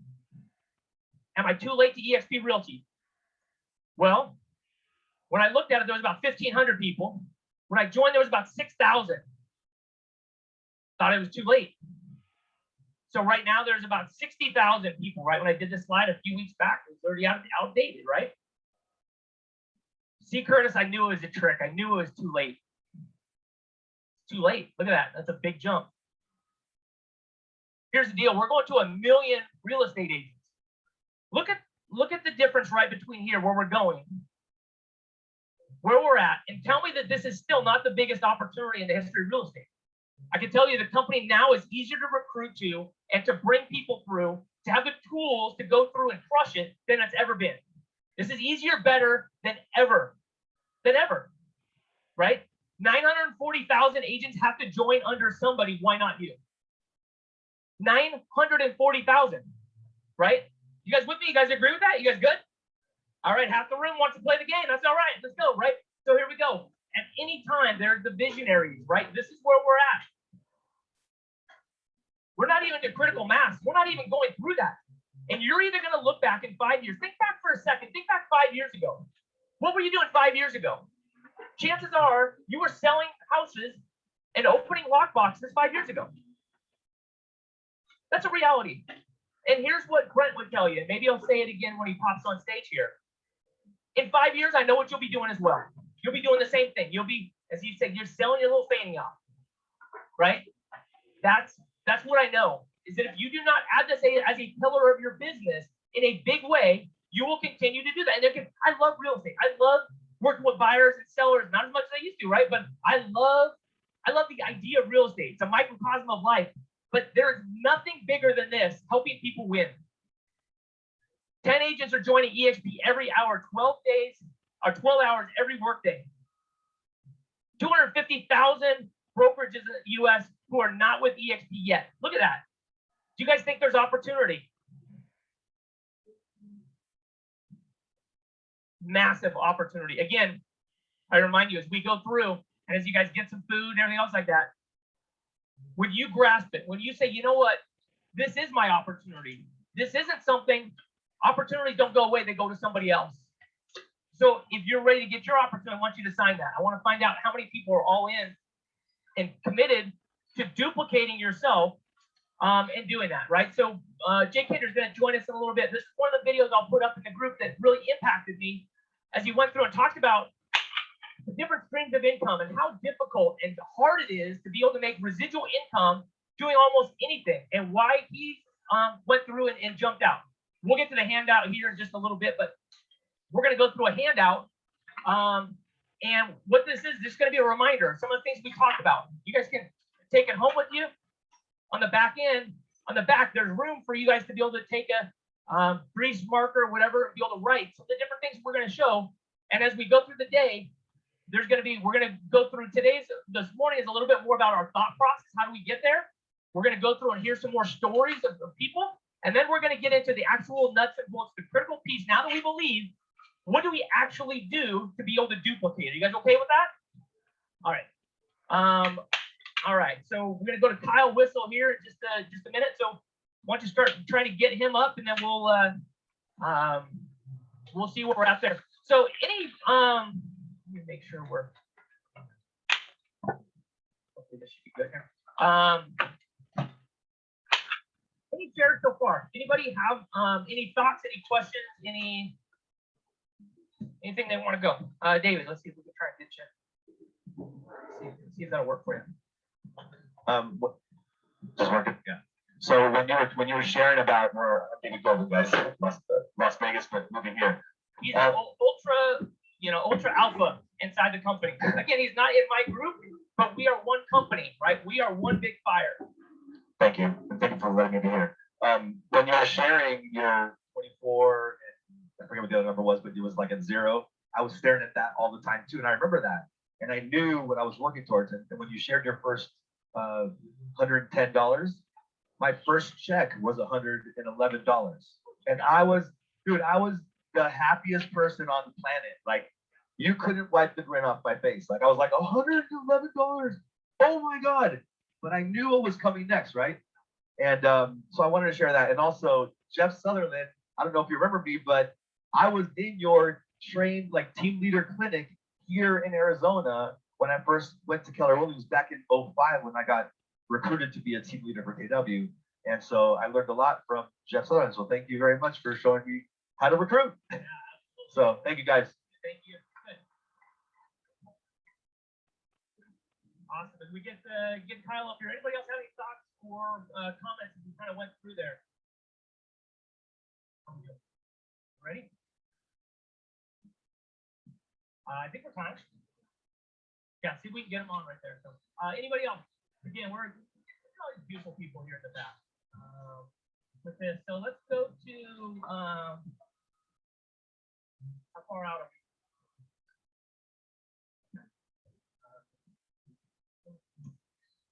All right, here.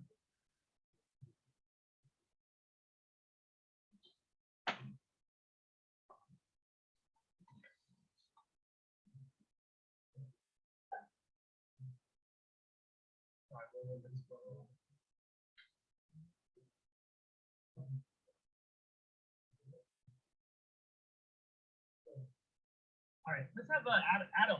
Want to jump up here real quick? So let's go. Welcome, Adam Pope here. Come on, jump on up. Come on up here. Come on. There you go. Thanks for coming into town here, right? So Adam, you flew into town today. You're starting to build a pretty good organization, right? So again, if you guys are here, I'm just assuming you guys are all in, right? You guys good? If I just call you up, Literally never told me this was happening. because he wouldn't sit in the front row if I did, right? Again, like you guys walk in the door, like you're in, right? So you've done some pretty amazing things, right? And one of the cool things I like about you is you show up for everything. You show up when other people won't, and you're understanding this. Obviously, tell me a little bit about your business from a production standpoint, real quick. Okay, so I've been in real estate. I've been in real estate for 7 years, and I've sold about 120 million in real estate. So I got Rookie of the Year, came out of the gate, sold 20 houses, and just started, 20 to 30 to 40 every year, and a couple of false starts building a team, and now I've got a team of like about 8 people, including admin and agents. So two buyers agents. I do listings and a bunch of whatever, and we'll do about 50 million a year. Awesome. So why EXP? Why did you? What was it that was attractive? Because obviously you looked at a lot of different models. You were in demand. Yeah. Right. As you're going through, but why did you choose EXP? Well, I looked at it, for a couple of years, honestly, and it just started getting more and more appealing to me as more and more producers came over. And for me, it just became the money, honestly. And now that all right, someone that's honest about the money, are we all right with that? Yeah. There we go. Yeah, to me, the analogy that I think in work, to me, it's like you're at the airport and you're trying to get down this long haul. And I feel like you're walking on this moving escalator and everybody else is walking next to you. And it's just leverage. So I feel like this company's now what has been the surprise to me has been the camaraderie and the education and the collaboration and just people pouring into my business. My real estate business doubled in production in the past 1 year. Is that important? Right? Is that when we talk about that the revenue share is the piece that makes everything else possible? Again, so you've got some incredible, I'm in there, but you've got some incredible partners that have done some insane numbers. Yes. So for them to be able to go, yeah, hey, we've kind of already been at that stage. Can we share how we went over to that next stage? Right. Correct. Revenue share is the why. You guys get that? Revenue share is the why. Like, why would I share this with you? Revenue share is that piece. Well, yeah, revenue share is it gives you permission to start asking questions and get help, and everybody's winning. Yeah. And so, the same with me, I've always been a giver. So at my last brokerage, I would teach classes this size room of how to make. But not as cool as this. Not as good, no. But my thing is open houses. How do you go make money from open houses? So I teach this. But it was always like a little bit like, don't come knock on my door after this class because I've got to focus. Now I'm like, you knock on my door, let's talk, man. I'm ready. Yeah. So it just if you're a giver, it makes you more of a giver. And I like that. I like that I am more free with my time because I'm being compensated. All right. You guys get that? Have you guys felt like, again, people go, oh, well, you're just sharing because you're going to make something off of it. Okay, well, like, what's the alternative? Should I not share with you and make something? Like, I don't understand what the difference. Like, yeah, it's called business partners. And I try and explain and say, well, what? Like, I don't understand. I don't get it. I said it's like if you guys ever watch like Bar Rescue or Restaurant Impossible, something like that. And I'm not saying people's businesses are hurting, but you think, okay, so maybe it isn't its highest ROI. It's not doing its best. But instead of saying, hey, you've got to give us 30% of your equity or 50% of your equity, you get to keep it all. But all of a sudden you get these business partners that I think are essentially unhireable for $85 a month. You get people that have already been there that now get to pour into you, that you still get to keep all of your equity, but you now get to, now you've got to, you get to keep it all, right? But now you get these other business partners. It's great. Yeah, I paid upwards of $2,000 a month for coaches and things like that, which is great. And it's super nice to be in alignment with Kevin and Fred and Curtis and even people like in this room. Dave, where's Dave? Dave somewhere. Dave was in the front row. Right Dave took off. So Dave is not technically, above or below me or whatever in this company, but Dave, I was introduced through Kevin and Fred and like, hey, you need to talk to Dave because Dave has the information you need. And he taught me how to do this showing agent model and it doubled my business. And Dave didn't get anything at that time. So now I'm like, Dave, what can I give you? So now I gave Dave all my stuff. And Dave's thrilled. So we found ourselves trading information just because of the openness of this organization. Yeah. Joe, I thought you had a hand up. Okay. Anybody have any questions for Adam here? We're good. All right. Let's give him a round of applause. Oh, we got a question right here. Now we got Kim. All right. Yeah. All right. So we're gonna have Kim. Come on up here. Hey, my results have not been that. Honestly, I've got like 10 or 11 people in a year. She's got what, 13 or 14 in a month? Woo! All right. So welcome, Kim. All right, Kim. Now you're up here. Okay. So again, so if people don't know you, tell us just a little bit about. So you jump from brokerage to brokerage all the time, right? All the time. Okay. No. So speak right into it if you can. I swear I didn't know I was going to get here. So I'm a Patriot.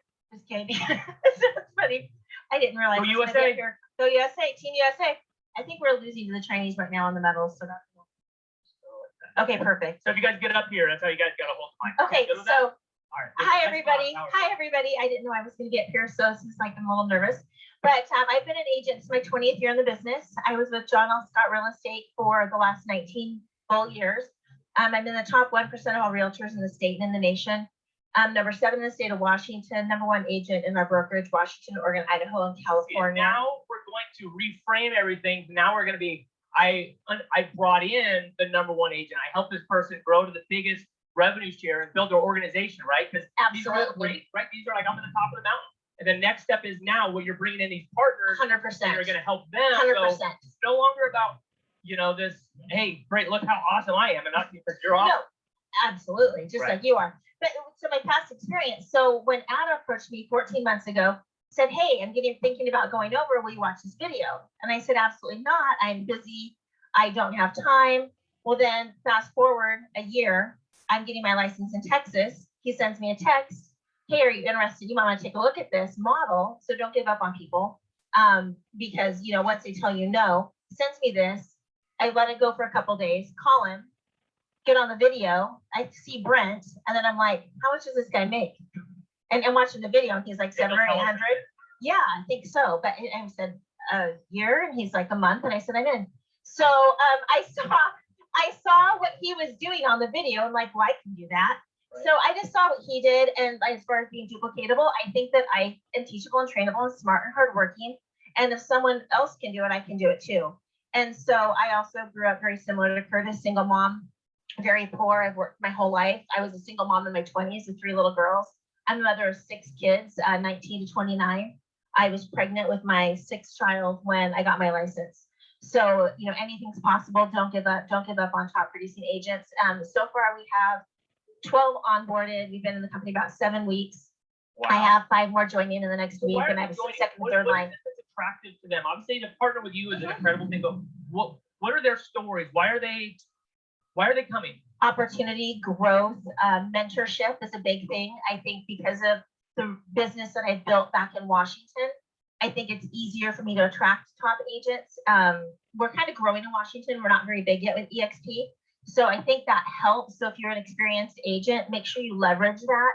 I love people. As good as an agent as I am, I'm better at people and recruiting and mentoring and training.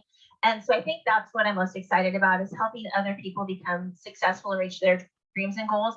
And if we help enough other people, then they'll inevitably will reach our goals at the same time.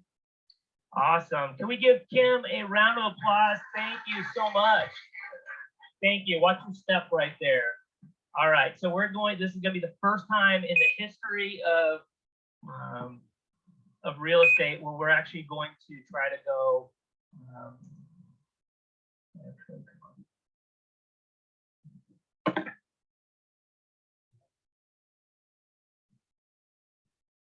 All right.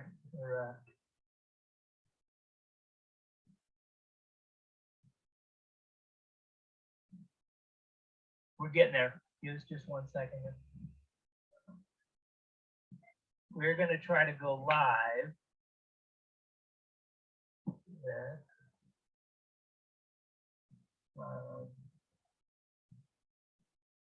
Kyle Whistle, which if you guys know Kyle, if you guys are familiar with Kyle Whistle, he's the #1 video influencer It's all right. There's not too many technical problems so far, but we're getting there. All right.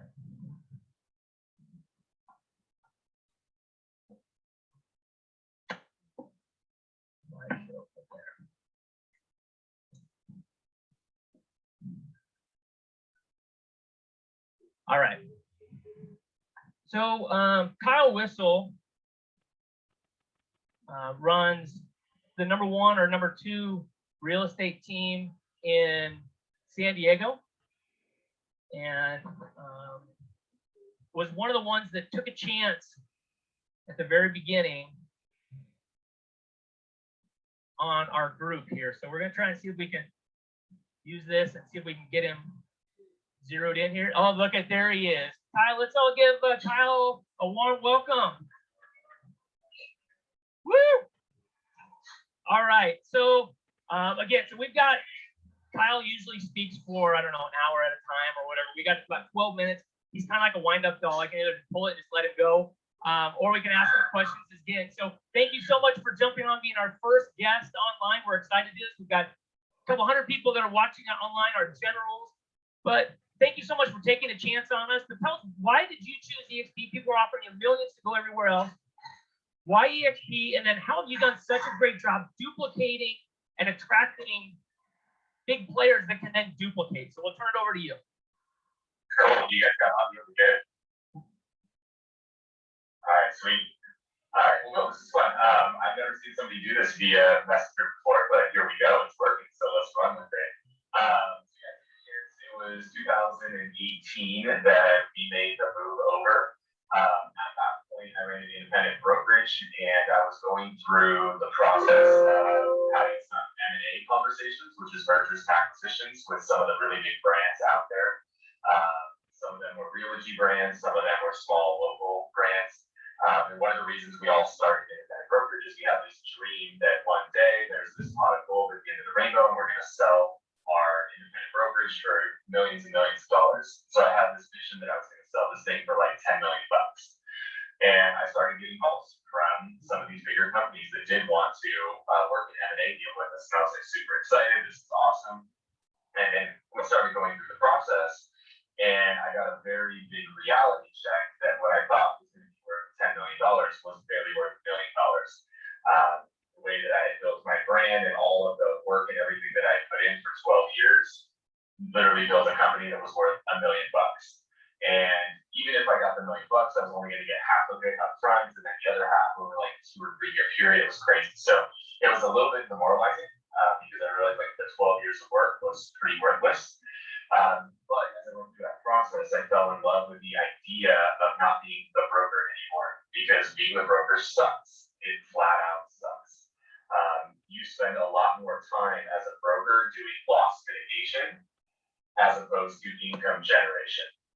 And I got sick of doing loss mitigation, getting a letter every time one of my agents does something stupid, and the fact that I can drop into it regardless if I had anything to do with it or not. One of the dumbest ones I had, agent paid the buyer keys 3 days before the closing, and the buyer demoed the entire house before it closed. Neighbor took video, sent it in. How did he do it? Your highest and best use to go through and be filling out legal forms and stuff?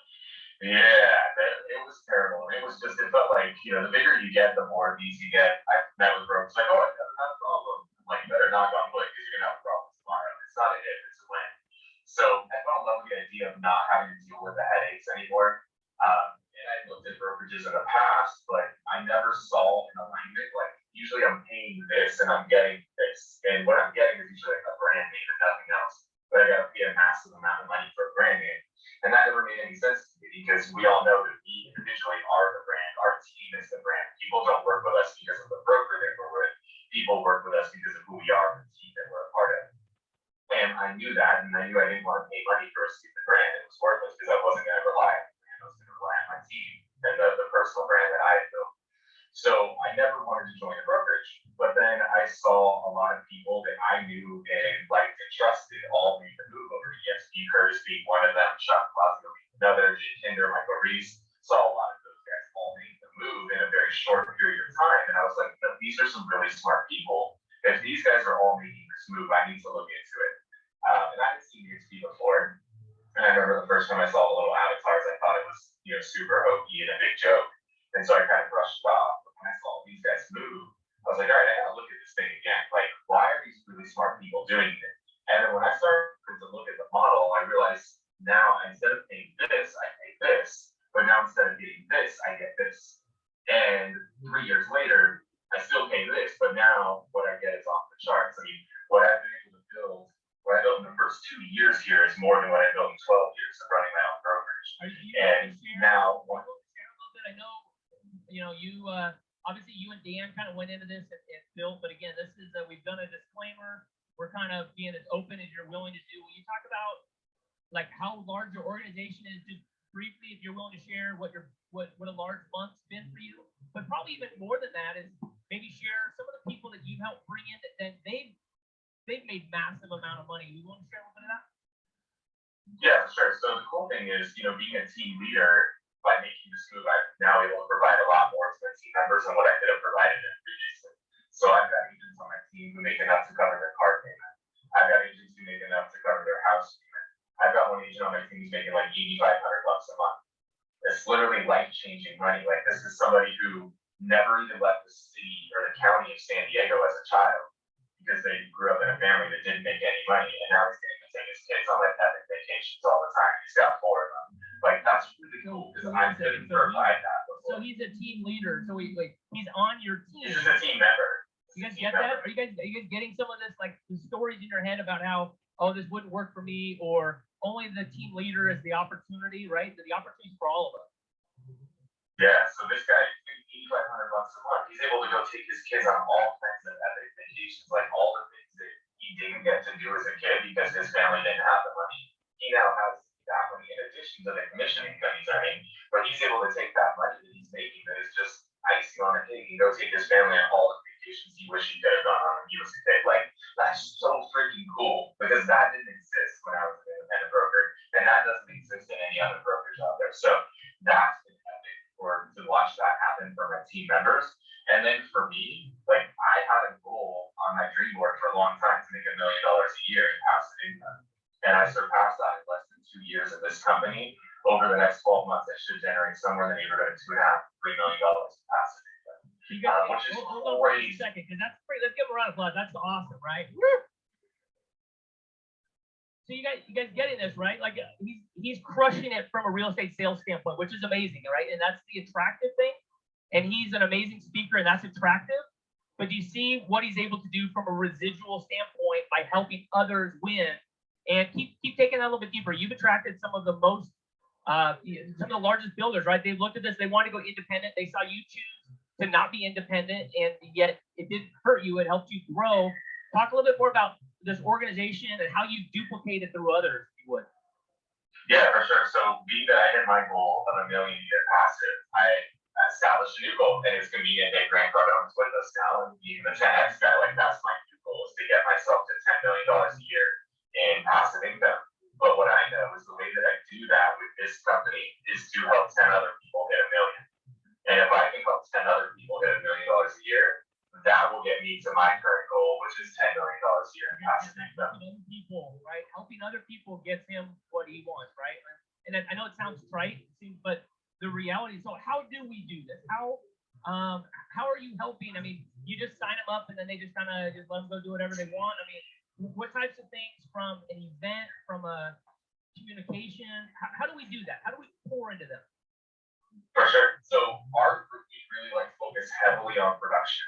The thing that I've learned is that every single one of us got a real estate license because we want to sell houses.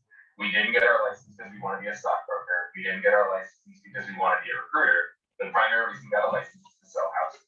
So we really try to keep our message focused on how do we help each other sell more houses. So I talked about Jeremy Larson, who we met 3 years ago. He went from 9 million 3 years ago. This year he's on track to do well over 200 million. We talked about Kenny Fast, who is in 2019. Right, about being in the right rooms at the right time with the right people, right? And he's obviously a great learner, but he's picking up on, hey, Kyle, what did you do? So he can condense his learning curve, right? You guys understand? Yeah. When he helps someone else, that becomes, all of us become more attractive. For sure. We talked about Kenny Fast in 2019. He did 60 million total as a team. He did 63 million last month as a team. He did more in a month than he did in all of 2019. So we really try to keep our story focused on how we're taking people from where they were to where they're at, massive jumps in production, because that's why we all got our real estate license. But here's the beauty of it, is that Jeremy, by growing from 9 million to 200 plus million in 3 years, everybody's reaching out to Jeremy. Now, like, how the hell did you do that? How did you go from 9 million to 230? Well, Jeremy's like, I plugged into my group and they taught me everything, right? There's the same Malcolm Glazer, who is one of the owners of the Tampa Bay Buccaneers. And he says, if you want to set this as the voice of the Super Bowl trophy this past year, if you want to know the road ahead, ask somebody who's been there before. If you want to know the road ahead, ask somebody who's been there before. And then he goes on to say, well, we found that man, that's Tom Brady, 7-time Super Bowl champ, and they raised the trophy up. So that's what Jeremy did, right? He found the people who've been there before, and he asked the questions. That's what Kenny fast. Kenny now he's blown past. That's what we try to build our group around, is this production.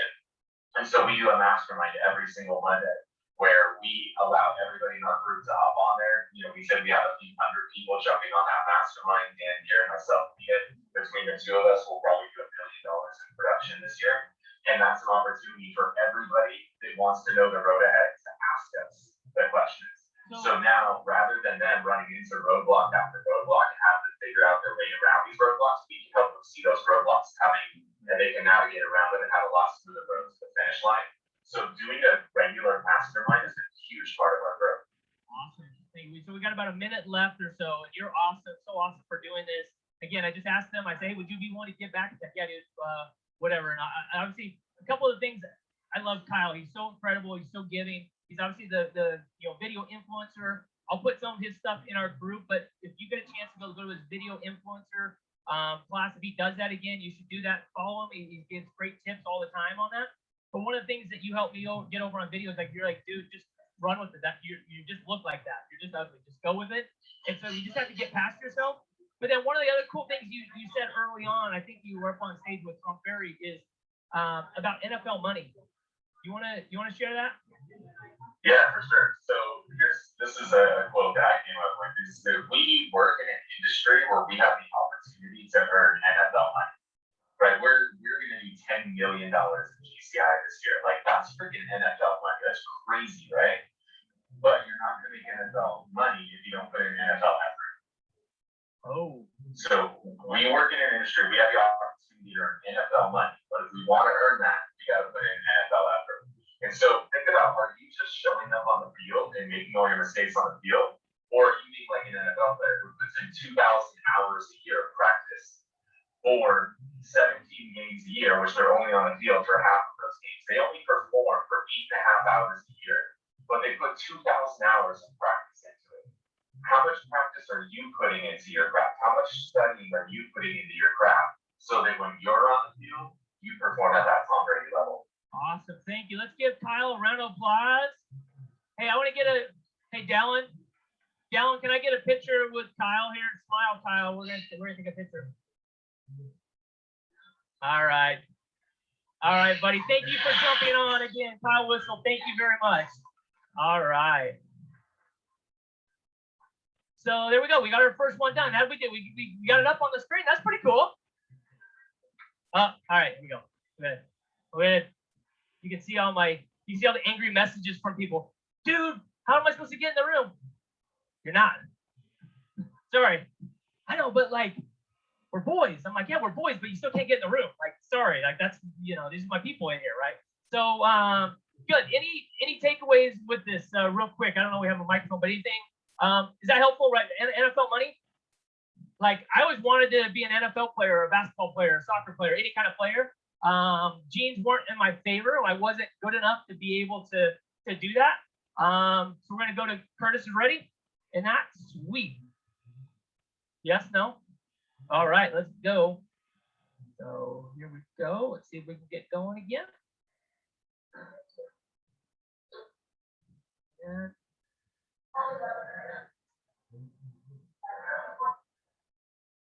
3, 2, 1. 1, 2, 3. There we go. Hey, all right. So Curtis Shewell is up here, and he is one of my favorite people. And I'm going to say that a lot because guess what? My favorite people are here in the room, right? And I love that. But one of the cool things, so he runs Mark Z's team, and Mark Z is one of my dear friends in Detroit, and just an incredible guy. He took a chance on us early on, about a little over 3 years ago. And I had met Curtis when he came out to, you were actually, I don't know if you were watching the live stream earlier when I was talking about the Brent Gove at the end of the hallway where he took the bucket at the end and said, hey, everyone throw in some money for drinks and for our waiter that came down at the end of the hall. But I love that you came out and you showed up, right? And it's like, again, everybody thinks that, oh, hey, you know what, this is great for team leaders, but what about someone that's on a team or, and you've had great success with this, but I wanted you to come on, break our paradigms that this opportunity is just for people that are, you are influential, but you're running a team and you're amazing at it. But tell us a little bit about your story. How big's your organization? And then share some of your tips on how did you do that? How did you go out and attract some great people like this? Thanks, Curtis. A couple of things. Yeah, I showed up in Phoenix. The first opportunity to join the company, and 3 weeks in, they said, hey, we got an event going on in Phoenix. We'd love to have you guys come. And first thing I said to Mark was, are we going? We're going. Bring it. Let's go. And, you're on looking for money, and you don't have a whole lot of liquid cash just to throw at things. I had to tell my wife, hey, I'm going to come to Phoenix. I decided, and 3 weeks later, I'm out to Phoenix to spend a bunch of money. So it was kind of cool. It was kind of fun. But the thing was, I needed to jump in and be first, and I had to be all in. And, I believe in opportunities. I believe in value that's two-sided, right? You got to be two people and the value that other people bring to you. I believe in destroying limited beliefs of yourself when you're surrounded by like-minded people who think bigger than you or at the level you're trying to reach or above that. They're going to open your mind up to these things. And I wanted to make sure I was surrounding myself with that and give myself the best opportunity to win. Because I believe if I have an opportunity to win, well, I'm going to win. So I'm not a special guy. I don't know a million people. I don't have the bandwidth that Mark's does, and Mark's the biggest name in town. So joining with Mark and jumping on his team, and then finding my way into a position where I could be a leader of the team and management of the team and helping others, I knew that you could give, you get. And I've always believed that way, and I always made sure that whatever I said, I did. So people have to trust and believe you, right? Just like clients do. And like I said, I didn't come and bring 20, 30, 40 agents with me. I didn't bring any. I brought zero. So I had to start with zero. So tell us now, how big is your organization? So my organization now is 1,756 agents total. Okay, so it sounded like you said 1,700 and what? 1,756. 1,756. So, okay, so did you kill Mark Z or what? Like, how did you do this? Like, so you attracted to you and to Mark and to our partnership and all these things, right? That it's not just EXP, that you use the tools that all of us have, and yet you went out and were able to attract 17. That's amazing. How many people are on your front line? And then again, if you want to be as transparent and open, I'd like to see your checkbook.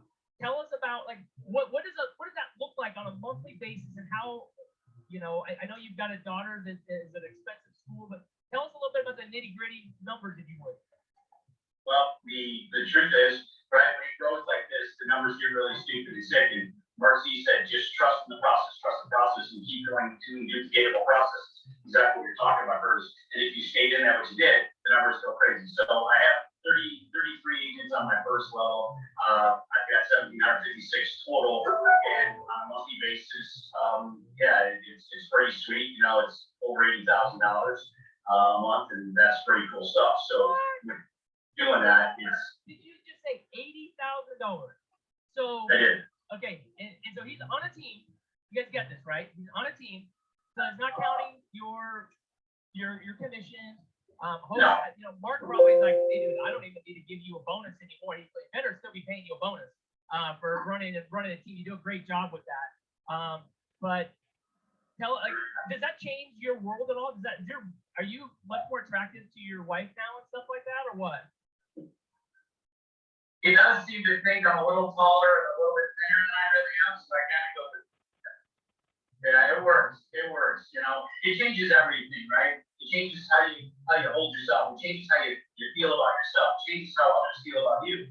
And if you keep just giving, this thing just keeps going, and it grows. And people join people, right? And the success, what makes me different than anybody else, I mean, honestly, is the fact that I'm willing to do whatever it takes. I'm willing to go all in, and I commit, and I committed to my people that are in my organization. I committed to my team. So my commitment to Mark is let's build the best team in real estate so we can keep teaching agents, right? I'm not as excited about selling a house as I am about the thrill of putting the deal together, right? The thrill of chasing the deal. That's the fun. If I can help, instead of, I'm one person, I can only sell so many houses to make so much money. Well, that's limited. But if I can help 100 agents sell 100 houses in a month, that is powerful. That's really, truly getting something. And yeah, Mark and I, I run Mark's team, and it's a lot of fun because then I get to do that. So I'm the first one in, I'm the last one to leave because I'm committed, I'm all in. So if I can lead by example, everybody can follow the duplicator system, but you can't kind of wing it, you can't half-ass it and tell people, hey, this is okay. It'll all just happen. It doesn't. It really doesn't. You gotta be all in. So Mark taught me the system, and I just followed it. And it was from the day Mark put me on a phone call. Here's the truth, Curtis, right? This is where I first time I ever heard the name. Was Mark put me on a call with you, Dan Beer, Jake Kinder, Brent Gove, and on this call, it was Dan Beer, excuse me. And it blew my mind because Mark told me, he goes, Kurt, this is where I get all my information from. These are the guys I mastermind with. And I put my whole systems, my whole processes together based on what these guys are doing and share it with me. Now we're going to do it for real because we're going to be business partners. And I said, what would have happened? That call would have happened whether you were on it or whether you weren't, right? I remember you jumping on and like in the nicest way possible, you're like, dude, what can I get into? Like, how do I get in these rooms? How do I do this? Because understand, life's going on all around you. No one came and started having to grab you by the scruff of the neck to pull you in. You were forcing your way into opportunities to learn, and now you're forcing and you're helping everybody saying, hey, I'm going to run these classes. I'm going to do this. Because at first, we have to solve the production first. You guys get that? You've got to solve the production because it's like oxygen. Until they've got oxygen, until they've got some closings, they're not going to think about this. That's why most of the people don't grow because they're so willing. They're only thinking about the here and now. So we have to teach them, invite them to train. How many trainings are you guys doing? And how are you using that if you would as an attractive piece that you're inviting them into training? Tell me a little bit about that if you would. Yeah, Curtis, that's our secret sauce, right? Guys, if you're going to be a true giver, then be a true giver. I do a training call every single morning, Monday through Thursday. I do Monday through Thursday, a training call for half an hour, all on listings. And I help agents all the country, everybody that's in my group or even outside my group, they call in, they join us, and we role play out every objection that they get hit with. I'm very well scripted. I know my objection handlers, so I know my scripts, I know my dialogue, I know my objections. So I can add a lot of value that way. And I bring a whole bunch of ballers onto that call to help out everybody. So agents come on, they fumble through their scripts, they fumble through these things, and that's okay. And we work them right through it every single day. So we do this to make sure that they start their day off right every single day. Then we have a boot camp that we do, which is the Marcy Boot Camp. We even broadcast this thing out for Zoom, so agents across the country can also join us on that. We put that there for free. And what we do is we show people how to actually sell houses for real. And during that, there's two different times to actually take agents out in the field and really show them how to sell a house. This is how you present a house. You sell from the outside in, and you teach them all the fundamentals of being the best presenting agent you can be, so they can close at 85%. It's what you said, right? We give them a 3-step process. The first step is to help them grow the business into a stabilized business. The second step is to start duplicating the process for consistency, and then they'll have consistency in the results. And then the third step is helping them, the builders of this, build their teams, build themselves, leverage. And that was the biggest thing Mark Z taught me. Anything else was how to leverage. Leverage guys like you, Curtis, guys like Chuck Fazio, guys like Jake Kinder, guys like Brian Doe, changes your life. And so when you reach out to, myself or any of your other partners, how often do you get told, no, sorry, Kurt, we're not going to help you? Like legitimately. Never. That's the thing, right? So, but everyone thinks what? Oh, I don't want to bother them. I don't want to bother my business partner, right? How often, when people you brought in and they're asking you for help, how often are you saying no? I never say no. I actually have in my calendar calendar every single day. I have a calendar, and every day I have a 2-hour time slot set aside strictly for helping other agents. So I do 3-way calls with them. Pretty much every day I have somebody in there, sometimes just 3 or 4. Like today, I had to take, because we're doing this today, and it's too important not to miss this. So I moved the 4 people I'm meeting with into tomorrow. So I got 6 I'm doing tomorrow, 4 at one time, and then 2 on another one. So I'm doing, but every day I have to do my schedule to do it 5 days a week, and then I do on Saturdays too if I need to make sure that I cover the comedy is anything I promised I would deliver on. But doing what you said, leveraging out to you guys, and leveraging Mark, to you, Curtis, to Chuck, and to Jay, and Brett. What I've been able to do is, maybe you guys heard the name Bobo Baptine, some of you might know her, right? I didn't know her, but I knew of her through her social media here locally in Michigan. So I reached out to her. She didn't want to talk to me. She didn't care who I was. She didn't even know what. Well, what I did was I leveraged up, right? I did what Mark took, leverage up, duplicate system, and I was able to get her to meet with us, with Mark, and then with our upline, so the people that were tied to our business partners like you, so she could get a feel for what we could do for her. Because it was always about what we could do for her. It was never what she could do for us. And then she took off and she's a rock star. Then I did the same thing, and me and Mark met with Michelle Saber, and I know her. And then her, right, the same duplicate of the system, so she could follow that same system. And then she reached out to her friend Tina Call. Some of you might know Tina, right? She's one of the biggest We're names. gonna have Tina on here in just a little bit. So again, let's give Curtis a round of applause. Fantastic, amazing. Thank you so much for jumping on with us. Man, I love you, man. Appreciate you. Thanks for jumping on. Thanks for the opportunity, Curtis. Thank you, guys. All right. So hopefully that changed a little bit of. I can't see whatever note you're holding up back there. Just so you guys know, I can't see that. I know we've went over time. That's okay. Was that helpful at all? It's just an amazing guy. But I get so frustrated when people go, "Oh yeah, that's just because you've been running a team forever or whatever." It's like, we're going to talk about that. All these stories we've got in our head about why we can't be successful is just a crock of crap. It's just a limiting belief. And he's a great example of going through and going through. One of the people he brought in was Gogo. You guys know Gogo, talking about, I know this is small print right here, but I'm just going to read this. Do we have just a minute for our next person with that? Okay. So he brought in Gogo. Says, I can tell you, this is just from a local or just a recent post that she had right here. I can tell you one thing. Actually, let me tell you many. She's very outspoken, and I love her for that. She said, when I walked out of Realty One, even though they were sweet to me, I walked out with a box full of trophies that were worth nothing.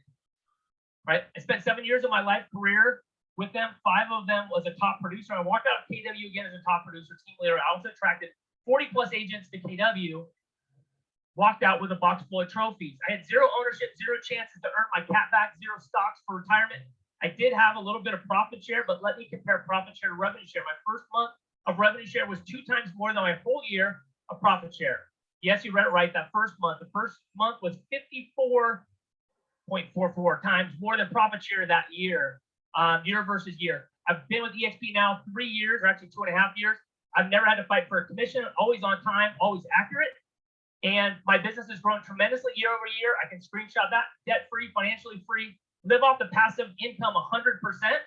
And I think she's watching this. I think she's in Romania watching this right now. She was able to retire her husband, Dwayne, and now they're building a second organization through that as well. So just their stocks alone, she could easily pay cash for the house, easily send both of her kids to college all 4 years, and they've only been with the company less than 3 years. I listened to what I learned on the streets about EXP for way too long. Thank God that in October 2018, pulled the trigger and never looked back. It was my career's best decision. So again, what am I selling? I'm selling your belief. Is it 5 years ago you were hustling? 5 years from now you're going to be hustling? Or you add this as another pillar of your business inside there. So now I am completely jacked up. If we can get Brent Gove on this from a technology standpoint, all I got to say is anything is possible. Please be there, Brent. Please be there, Brent. Oh my goodness. Woo! Oh my gosh. I shouldn't even have to introduce him. He's like, dude, give me my time and just don't even talk. Let me go. I love him so much. In about 2 weeks, we're going to go down to the Gaylord in Dallas. He's bringing in, you guys realize this, not Glenn Sanford. Brent Gove is paying to bring in Tony Robbins. I know how much it is. I won't spoil it for you. He's paying Tony Robbins to come to a meeting. That is the power of this company Brent, I love you. You have changed my life. You've changed so many of our lives. Thank you so much. Tell us a little bit about where you're at. Blow our minds. And I'm going to pull the string and just go at it, Brent. Love you, buddy. Well, hey everybody, how you doing? Wait a minute, can you hear me okay? Right on, what's up? Well, I'm not anywhere special. I'm in Silicon Valley, a place called Devil's Canyon Brewery. We got about 120 meters coming here in about 45 minutes. So Curtis asked me to share with Sunshine. Grab the long glasses. Yes, I'm wearing my wife's readers. It's awesome. But you guys are the leaders. You can handle it. By the way, I plugged into the Wi-Fi here in Silicon Valley. He just made his passcode, hashtag Devil's Canyon Brewery. I'm like, what's a hashtag? You show me what a hashtag is. I swear to God, it's like, you're going to hashtag it. I go, no. So I found out it's a pound sign. I am your leader, and I found out a hashtag is a pound sign. And then I admitted one more thing. I have never ordered from Amazon. So I'm the only person up on the planet who hasn't ordered from Amazon. But I'm excited to be here. And so what I'm going to do is share a little bit about, how to build a huge business, how to scale. Everyone's excited about selling 1,000 homes a year or 3,000 homes a year. But because of Glenn's model of what we're all pursuing, I think this year we're close over 100,000 homes throughout the U.S. and Canada. So we're talking about a scalable model. It's scaling at its finest. So if you're taking notes, write this down. Here's the first thing: passion and focus. Because where focus goes, energy flows. And we get to real estate, we're like, oh my gosh, how do we even get clients? Then kind of figure that out. And you tend to migrate to buyers. Hey, back to make sure to keep the music down. Sorry. So anyway, where focus goes, energy flows. And you're like, okay, how do I become get my team? And then you start selling 40, 50, 60 homes a year. I can't figure that out. And you're like, I'm working 40, 50, 60, 70 hours a week. How do I get the listings? You got to list the last, and then you focus on listings, and you go to masterminds, and pay to go to things like Frank Berry and Craig Proctor and Mega Camp, and all of a sudden you start mastering people to become a listing agent. And you're like, this is great. I got 20, 30 listings, but like I want a team. And then you focus on how to build a team. You go to NAE or Jake Ender, stuff like this with Curtis, and you focus on a team, and then all of a sudden you get the team. So I was 20 years into all those things. I've got up to 400 sales a year with Curtis. I became friends with all these guys. And I'm like, why am I still just, I was netting anywhere from 500 to 1.2 million every year. But out in California, we have a big family, and I have 5 kids, and the dogs have 7. You're just barely getting by. So you just have a nice home, go to Hawaii, Caribbean, do all those fun things, but you're not getting bulky. And so when I saw the model, I was just ready. After 2 decades of grinding and working hard, I saw that it would scale, and I thought, I think this is going to work. So I said, I'm going to sponsor 10, 15, 20 people ASAP, and then hopefully they will go and do likewise, and it's going to work. And so what I did was I was very intentional. I brought a lot of passion and focus and was very, came up with this schedule on my calendar. And I came up with a day that I would be making outbound calls to reach people for EXP. I didn't wait around for it to happen. I know some people can do that, but my daughter just called me, probably blocked me off. But here's the deal. I focused and I followed the plan. And long story short, it worked. And so what I did, I'm not saying you should do this, but I think some of you in the audience and listening to this around the country, I'm talking to the leaders of EXP, not prospects. I want to encourage you to sell less on purpose. Now, I know that flies in the face of what other people tell you, but there's more than one way to do this. So my way is not the right way. But I went from 60 listings a year, handpicked, the ones I wanted. I had 6 listing specialists to take this up. I didn't want, and I went down to 30. I stopped reaching for the hard ones that it's $3 million. And they're crazy, but you're putting a lot of crazy for a commission on a $3 million sale listing. I quit doing all that. I literally cut my production in half, which RE/MAX used against me. But now, they had, I think they had 2,800 agents locally, 57 offices, 28 managers, and they're like, look, we're building being destroyed it. And now we have 23,000, So the scalability is great. So who cares what people say? They're going to throw stones, they're going to throw bricks, they're going to take their pot shot. such, but I knew where I was headed. And so I brought my passion, my focus, because a house divided will not stand. And so long story short, I focused on that whole agent attraction piece. I did what Coldwell Banker focused on 100 years ago. By the way, that people remember. The superstars who sold 100 homes, maybe there were people who sold 400,000 homes 100 years ago. We don't know. We don't know Coldwell Banker. We don't know if they're men or women or one of those guys, but we know them because they built a sales organization. So that's what I would encourage you to do, to scale something and build a sales organization. So, And so, tell us, so you've been in almost 5 years? yeah, And this is November.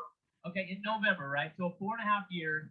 And like, how's this EXP thing working out for you? Is it what's your organization, and is this I know you in the past you said you were working off a budget. Now how's that working out? That's working great. I mean, we took my 18 agents and turned it into 1,800. This year will end at 18,000 in the 7 levels. I already have 23,000 in my group. Currently have over 14,000 by the end of the year. But it is amazing. And I'll tell you this, if you were saying, 5 years from now, you're going to make a couple $100,000 a month, 2.4 million a year. Hopefully, I did see that as a possibility, but not to where I got. And here's where I got. 3.5 years in last summer, it was $350,000 a month. I mean, how glad you go, man, I'd be thrilled to have $350,000 a year. Last summer, $350,000 a month, right? Could we live off Right, that right. a month? That's pretty awesome. Okay, so did it probably fell apart, right? It probably didn't get any better than that. Right. Well, last spring it started getting $750,000 a month, so it jumped $400,000 a month on top of the 350 in about 8 or 9 months. It more than doubled by that factor. And my wife's like, "Here's 750, 760, 770," and then last month it just skipped the 800s. It just flat skipped 800,000, went up into the 907, I think, almost $1 million a month. So $907,000. Let's give a round of applause. Is that like Crazy. so you waited until you got 900,000 before you got excited you were lit on fire, or did the fire come first? Which came first? The fire came first. I got it. I just got it, and I did everything in my power to attract agents, love and support the agents. We put on events for our agents all the time. We do social activities. We go wine tasting. We go houseboating. We make it fun. EXP making real estate fun again. I took that serious. That's from Dean Frederick. Are you making it fun for your group, or are you just drag the be around? Love them, support them, be passionate, and then watch what happens, and then plug them into the system. And the events are huge. So events are huge, right? Those are the events I shared, going to Vegas, even going to the Scottsdale at the beginning. There was like 40 of us in that hallway at the back of the place, and like, "Hey, Curtis, let's come," and we're just sharing, right? And we're getting inspired. What is it about events that's so incredible? And you personally, you wrote a pretty big check. You've been on the hook for this to bring in Tony Robbins, and 6,000 people. It's totally sold out. We did talk, and I said, "Brent, do you have anything behind the scenes that you could hook us up if by chance someone completely missed the boat and didn't do it? I don't know. I'll put you on the spot. I don't know if you've got any hidden black market tickets or anything else like that, but why are events so important? Tell us a little bit about Tony Robbins event coming up and what that's going to be like for us, and what transformation we can expect out of that. Well, I think you got to really become a promoter. This business belongs to the promoters. I've always got people to events. When I went to my first event, I brought 2 people with me as a guest. I get agents who are serious about this, and they don't even bring anybody to an event they're in. I brought 2 as a guest. The next event, I brought 19 on my front line and 90 in my group. They're my first official EXP agent event. Like, if you don't have 19 coming to Dallas and 2.5 weeks and 90 in your group, I don't know what you're doing. And so you're trying to go from 60 sales a year to 100. You're trying to list 50 homes this year, or go up to 75 or 100. You're trying to go from 200 to 400 or 500 to 1,000. That is a waste of your time. Just telling you, everybody who is doing that production is here trying to scale their business with EXP. And by the way, there's 60,000 of us. We're 2%, just over 2% of the U.S. Canadian agent population. There's 98% out there that aren't here. And I'm telling you, in 9 years, we'll be in 100 countries with 1 million agents is over 900,000 coming. You're not too late. Your timing is perfect. But I'll say this first. I'm going to go back to you. Major decisions are made at major events. When I went to San Antonio as a guest, as a teleorganization, I saw a vision. It took that 12-inch drop from my head. I knew I should do this. It made sense to me, to my heart. And because of, going from kind of like, okay, I should do this, like, I'm doing this. Like some of you that went to Cabo and come back, I'm doing this. I came back and sponsored 25 people in the next 100 days. I'm still riding that wave of momentum. So if I could end my talk with this, I'll be happy to answer whatever questions you have for this. But if there's something you draw a line in the sand today, regardless of whether you did it for a month or a year or whatever, in the next 100 days, go sponsor 25 agents who sell real estate. All of them sold at least 10 homes a year. Do not sponsor 25 new agents. I ran for new agents today. I sponsor all the time. I plug them into teams. But even then, they take a lot of time. I sponsored agents who sell real estate, and then they had friends. They had agents who sold real estate. You sponsor 25 new agents, they have friends. They sell nothing, their friends do nothing, you have nothing. So unless they're really great energy, they're coming to the door, stay away. Go ahead. Low producers hang out with other low producers, right? Yeah. Awesome. Great. Is this awesome for Brent? I mean, thank you so much for jumping on. Tell us, if there's anybody here in the room, not on live stream, sorry you guys, but anybody else, if they reach out to, if we've got some people here that want to go, can I get some black market tickets? Yeah. I have access to more tickets. The main auditorium is sold out. The expansion room still has some room in it. But for the right people, we can get them into the main auditorium. So we do have a little bit of room there. So just keep promoting. I mean, Wild Horses could have kept me away. Sponsor 25 in the next 100 days. Promote the events. Major decisions. It does a heavy lifting. Get them to the events. It does what you can do. Real quick, just go ahead and yell it out, so I'll repeat it. Tom Casello's here. He flew in this morning, so it's good. You've got some good people here for it. Yeah, go ahead. What's your secret to getting 19 people to an event? I just know this is going to change your life. I mean, how I never felt like a Remax convention is going to change my life or make it change my life. I'm good, be excited, be amazing. You got to learn to talk to people. This is going to change your life, your kid's life. You got to have a little passion and focus. And if they get it, they're like, okay, I'm going now. If they won't go, like, no, I don't know. I go, I'll split the plane ticket with you. What are we going to do to get you there?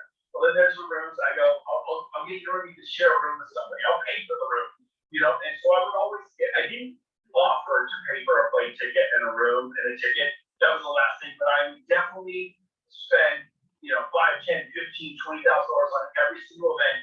If I had to buy a ticket, if I had to buy a room, if I had to buy 2 or 3 nights, if I had to buy an airline ticket, split an airline ticket. Be careful of the airline tickets, they can shoot up to $1,800 a pop. But try not to do that. You know the power of being in the right room with the right people at the right time. So I'll give you an example. Curtis, I want this. Yeah. I have 3 women there last minute. 2 of them are going to be huge. They haven't blossomed yet. The third one, who I didn't think would do that much, she has 26 guests at a steak dinner in Dallas. She barely made it. They got her there 3 days right there, getting no attention to her. She was going kite surfing during our Scottsdale event. I said, I'll pay for your kite surfing lesson, $700. Because she's like, well, I can't cancel. How much is it? $700. I will pay for your kite surfing lessons. I don't want you to show up. Get on the plane, get to Scottsdale. She did. She was, oh my God. She's like, well, I'll go. I don't know why, but I'll go.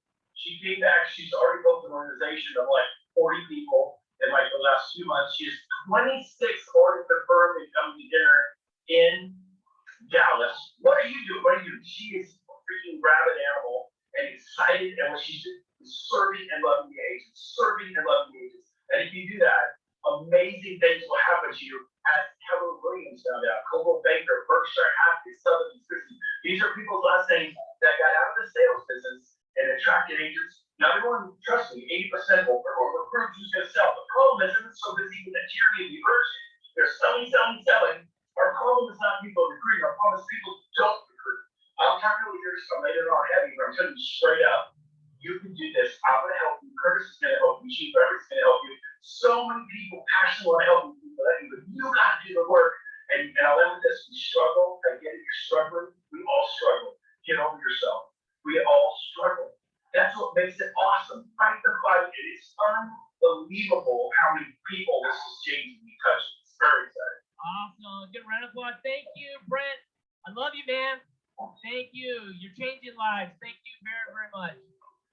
All right. Was that awesome? Do you think you could you budget at $900,000 a month? Right. But I mean, it took him 4.5 years. Like, I mean, you can't expect much. I mean, and again, here's the deal. We know clock's off. I don't know. Thanks. Okay. Just like obviously Brent's incredible, right? You can just see he is amazing at what he does. He's on fire. Do you think that's attractive? How attractive are you? Are you boring?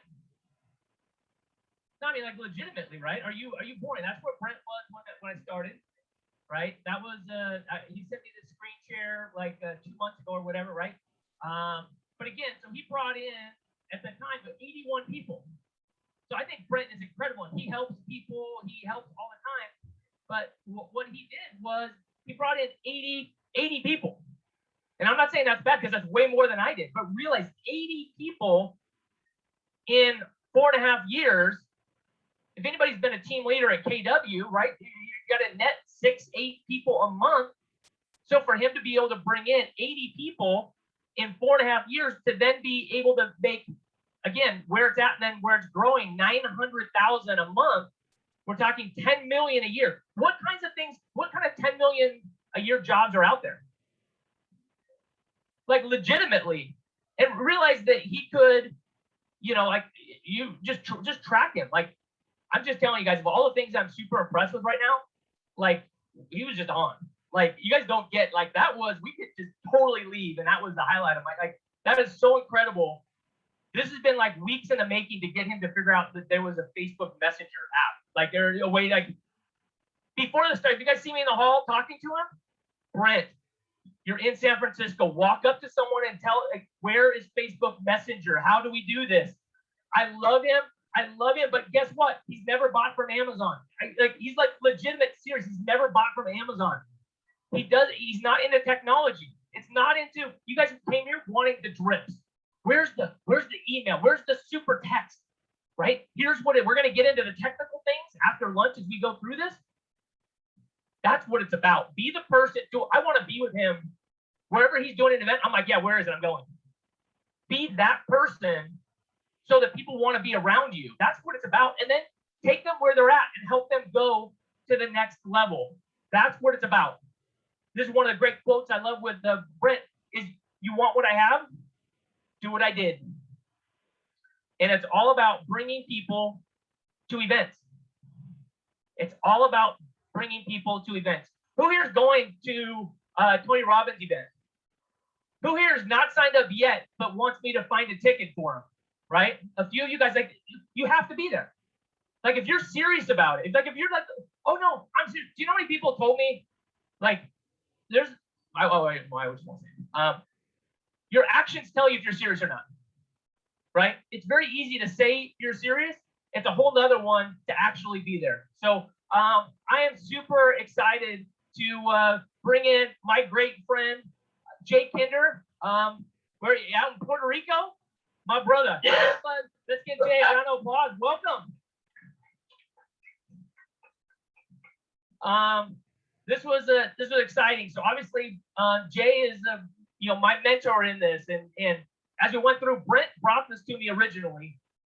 As we went through, and I got pretty close, and then I got down towards the end, and I was super close, but I wasn't ready to pull the trigger. And all of a sudden, I got a little birdie told me Jay was thinking about EXP, and so I start blowing him up, doing, hey, and he goes, I'm on the way. I'm going to go check it out. I'm gonna go to the conference. I said, okay. We've been in a lot of events together, and I said, just rip it apart, because neither one of us wanted to go. And then I was waiting all weekend. Finally, I think it was like Monday. All of a sudden, I start getting the like, dude, it's legit. This is what we've been waiting for like 15 years, but we haven't been able to try to put this together, be able to put all of our logs together for one big fire. But because it was always about, how do you have one P&L? How do you have different marketing? How do you have this and still be in one fire to be able to do this? And then finally, it was that. Jay coming over to be able to get Jay and Brent together. And I go, Brent, what am I supposed to do? How do I choose one or the other? Right? You're the one that brought this, but I think it'd be great. He goes, you know what? Jay was the one that tipped you over. Jay was the one that did that. So I went further under Brent. But guess what? I get them both, and Jay pours in like crazy. And one of the things we're going to talk about, I want to hear Jay's story, want to hear about his numbers and everything else like that. But one of the cool things that Jay did right from the beginning is we said, hey, we're going to create one environment, and he called it the Honey Badger Nation, where we're all going to pour in. All the best agents are going to go in and train every week. We're going to do that because when I joined, I thought I was going to have to replicate everything. And that's what I want you guys to walk away with, is it first make sure that it doesn't already exist before you go duplicate something. We're builders. We want to go out and we want to build stuff. But guess what? In Honey Badger Nation, which probably 9 out of 10 of you guys are in, it's already built for you. So Jay, tell us a little bit about your story. Why, you were #2 Coldwell Banker agent in the world. You've done all kinds of stuff. You ran NAEA multi-million-dollar companies. Why EXP for you? And then we'll talk a little bit about where you're at right now. And then we'll talk a little bit about Honey Badger Nation, some of the different things that we can do. If we can go through and pull that string and let you go, but just love you. We're excited to have you here. Let's give a round of applause. Thank you.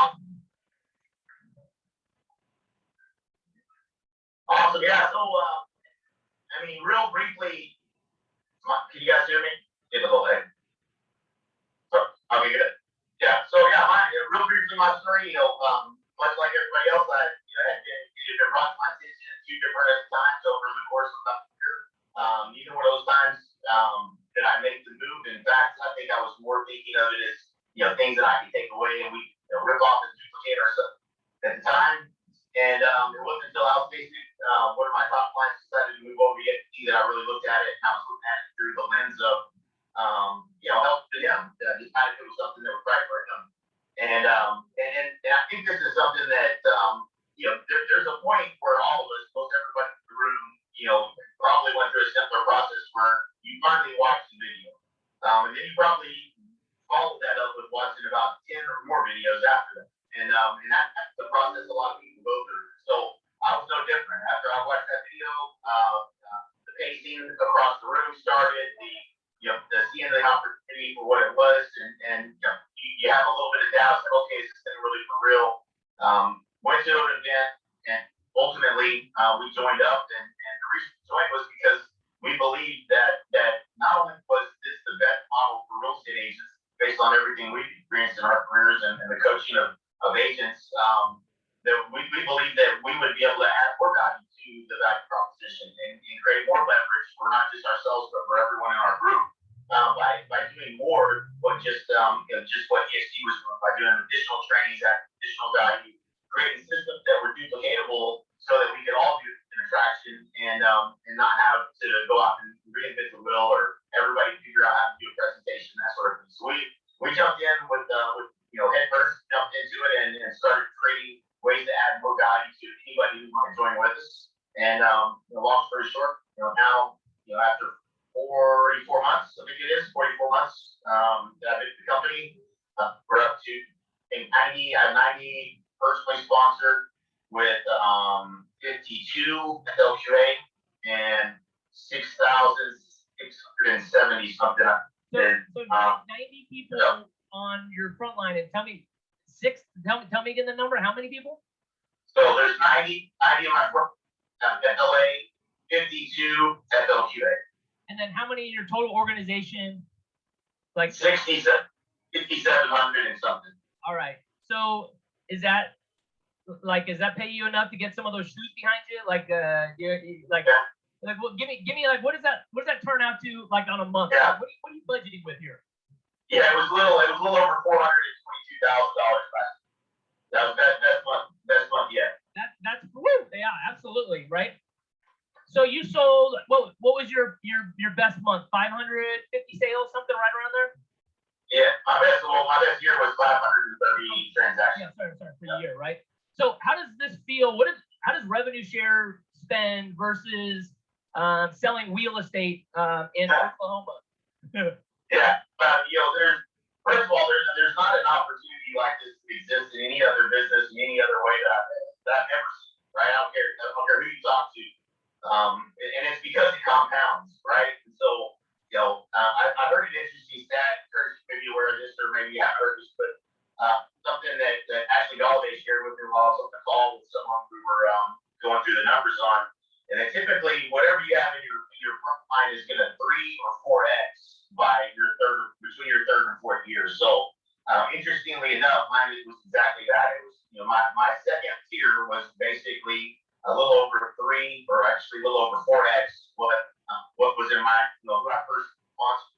And it doesn't necessarily 4x all the way down, but interestingly enough, my first line is my second line was 4 times as great after 4 years, almost 4 years in the company.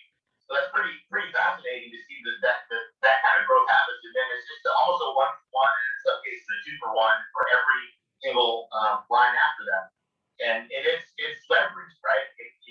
No expense, the expenses that I have really related to that revenue stream, less than probably $10,000 or $15,000 a month out of the $450,000 I have in expenses. And it's compounding monthly, which means, and a lot of people haven't done this, you haven't gone to a spreadsheet, it's hard to do compounding in your head. So we've It's been doing these spreadsheets for a while, right? One of the things we laugh about is we do these spreadsheets and we feel like we're being pretty aggressive about it. And then what happens to every computation we do? What happens to it? We're always wrong, and it's always who we expect. And I'm a pretty optimistic guy, so really pretty aggressive with my estimates, but it grows faster, bigger than you possibly imagine. And there's systems, and I know what Curtis and what everybody's sharing is gonna kind of fill in all the gaps. Like if you truly focus on this, and you truly focus on the people that you're on, and you take them on as your responsibility, but you also show them this opportunity and help with that process of how to invite their friends to join the company. It's the most fascinating thing I've ever seen. Basically it's passive income that compounds monthly like interest. There's nothing like it on the planet. So you've created, obviously, you started coaching, right? Because you're like, hey, I've learned this stuff, now I need to leverage it, right? I need to go through, but then you're trading time for dollars, and even if you get coaches, then you're like, hey, let's build National Association of Expert Advisors, which everybody in Honey Badger Nation gets that. Some people are paying $2,000 a month for that. We get that. So walk me through, how are you able to now, inside this model, be able to give and share all the different things from a coaching standpoint, from a training standpoint, versus getting, swiping credit cards of agents, right? And going through and being able to do that versus giving. Which one feels a little bit better? Which one's available? Stuff like that. Yeah, well, to compare what we were doing, we had a partner model where we were partnering with agents, and we had a vision that we met in 2016 of 2,000 partners by December 27th, 2024, right? Well, today we're at 6,700 agents till 2021. So, not only for us, what that means to me is impact, right? Like, you have the ability to have a greater impact on both people's lives. And it's easy to get caught up in the offer. But these agents are your responsibility. You sponsor an agent when you bring someone on board. It's your opportunity, but it's your responsibility to help them so they're successful. So that's how we wake up every day, is thinking of what can we do to add more value to the group? How can we add more value to the agents? How can we help them be more successful? And that's the approach that we can. I wouldn't bet against a company full of very capable individuals that can actually add value to agent success. But the beautiful thing, it's going to be very difficult to compete with us because we do have the ability to add so much value to the real estate business. Yeah, absolutely. So, tell me about so Amber. Amber's his wife, right? You've got an incredible family. How's she like in EXP? I was gonna have my wife get up here, and then she said she was gonna leave me if I did. So I thought I would have a couple people, maybe not just wives, but people like a spouse, because we're crazy, right, to live with us and go through that. But how's the financial side of this? How's she enjoying that side? Yeah. So I'm been pretty fortunate. I think before. Kind of breaking up a little bit right there. I don't know if you use your arms, but maybe there you go. Before I was working, I was up at 4 a.m. And beat the traffic in Dallas to get to the gym, get to the office, and I had a structure where I could get back by 5, so I could spend time with the kids. But now she has to put up with me all day every day. that to it for her. It's like I'm always around, but yeah, I mean, we have freedom. We have the freedom to do anything that we want to do, whatever we want to do, go anywhere we want to go. I'm not tied to, having to be on the or having to manage people. And the cool thing is I get to actually be elbow to elbow with agents that I'm helping, where when I was running the company, I was managing and leading people, and I was further away from the actual being able to get on the phone and help solve the problem. HPP. So yeah, I'm more involved. I get to be more a part of the change and helping people with their business. Schedule, I basically do calls basically from 10 a.m. until about 5 p.m. in the evening, 4 days a week, and then as people need me, I'm always available. But yeah, it's lifestyle change. That's for sure. The net income, you can almost not imagine how big of a difference is, and less stress. So in just a second, we're going to go through some just different slides of again, kind of like talking about like what's the plan, right? What is this? We're going to go through a little bit about some of the different things we've got with Honey Badger Nation, but also just inside of the Arizona group, inside of EXP, and different things that one of the first things I believe that we have to do is you have to understand what your folks selling. Most people have no idea. They're like, oh, I think people won't join the EXP. I said, what did you tell them about it? Like, oh, you can go make a bunch of money. I'm like that's what you told them? Like, no, like what value pieces? No one's really gone through and done the homework on that. So we're gonna go through and share some different pieces with that. But let me just ask you. So when you were on the treadmill, just hustling, what's the most amount of listing appointments you did, like in a day or in a week or anything like that? And then how does that compare to maybe some of the fun you're having right now inside of EXP? Yeah.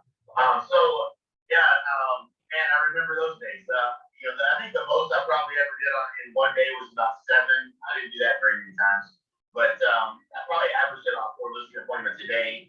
And it was a grind. It was an absolute grind. I mean, yeah, the quality of life difference it's just night and day. I mean, it's night and day.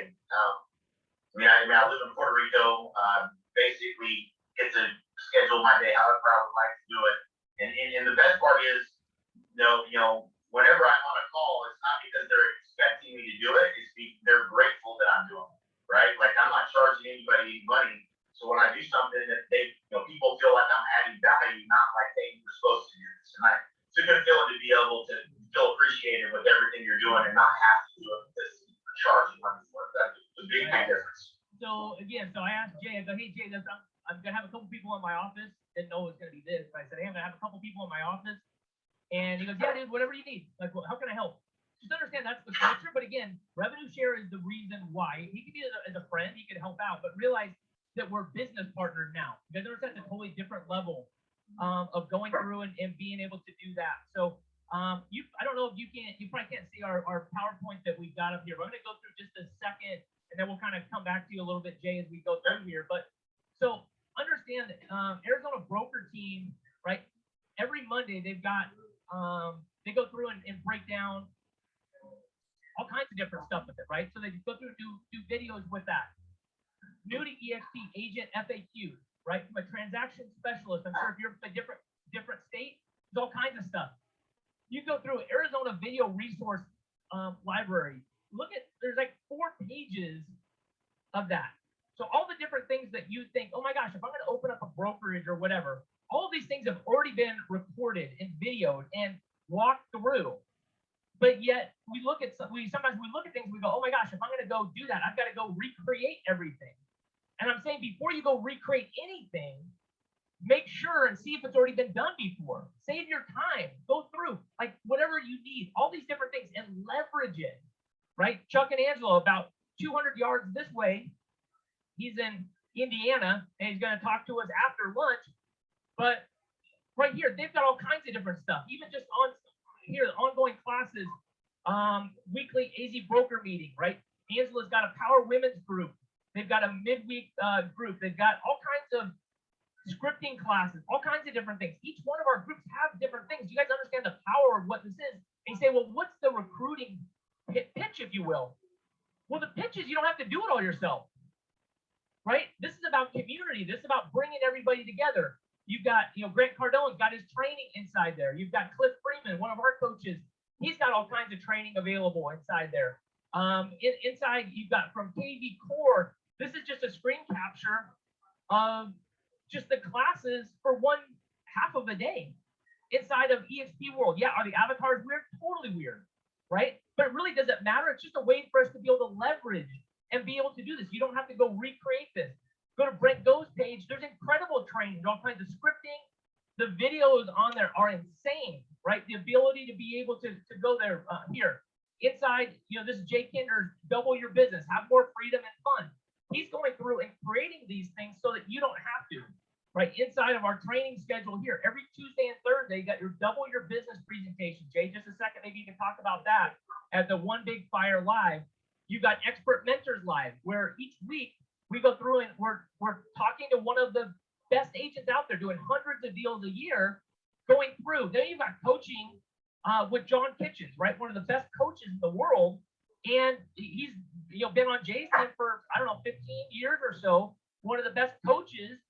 He will coach you for free. Everyone's like, oh, what coach should I go hire? I'm like, how about you start with the free one that we've already included? How about you start with showing up and bringing your stuck question? Hey, what should I do? Maybe people that have done tens of thousands of real estate transactions would be able to give you better direction than you just going out and paying somebody $1,000 for them to assign you to a coach that might not be very good, right? You got Breakthrough Broker, EXP University, EXP Explained Live every Thursday, One Big Fire Live with Jay Kinder, right? EXP staff is nearly 1,000 people. You got NAEA Power Hour, you got coffee and coaching inside of Honey Badger Nation. EXP University, people, even on my own team, they're like, oh, teach me about agent attraction.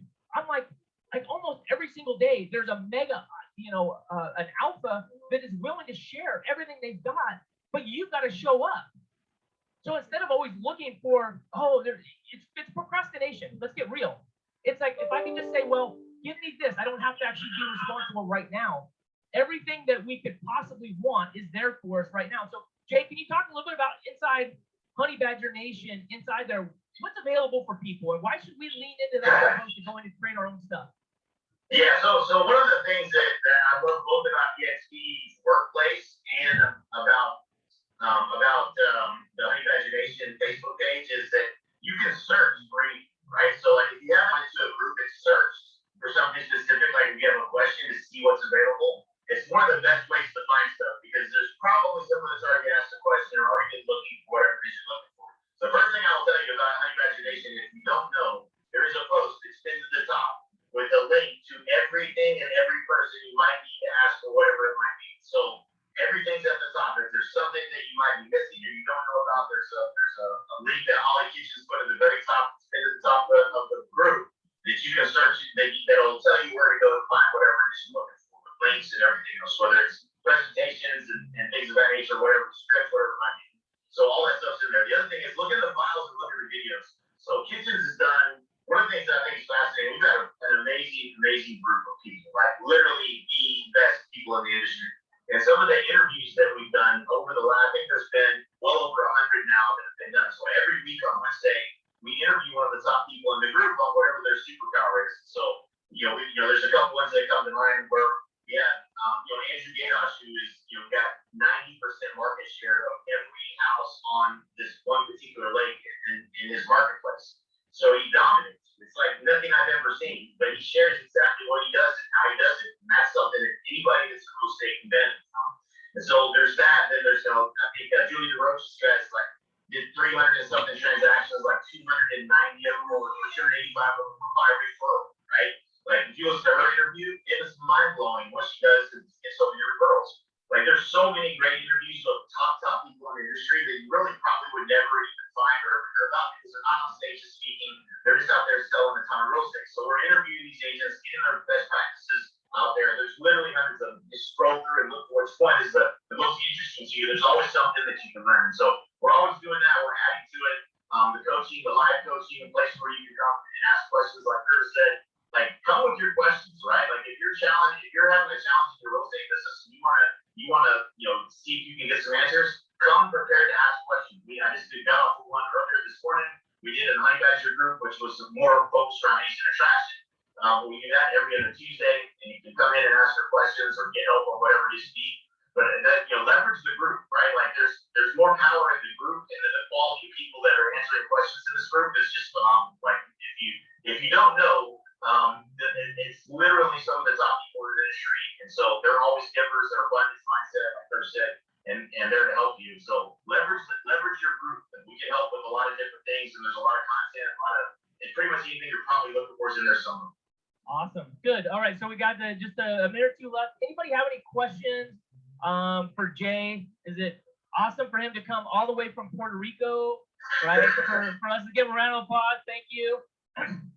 All right. Anybody have a question real quick, and then we'll let him get back to the beach. All right, Jay, we love you. Thank you for coming on. Right, appreciate it, guys. Thank you. Right on. All right. So Jay Kinder right there. So good. Hopefully that was, I don't know how much time we've got before Tina call right here. So if you guys know, just in the back, we've got snacks and different things like that throughout the day. That's there for us as well. And let me get, how about, can we get my good friend, Eric Kelly. Eric, would you mind coming up here real quick? Did he just walk down the hall? He just went to the bathroom? Okay, well, David Golden's right there. How about we get David Golden to come up here real quick? So unless he's running to the bathroom too,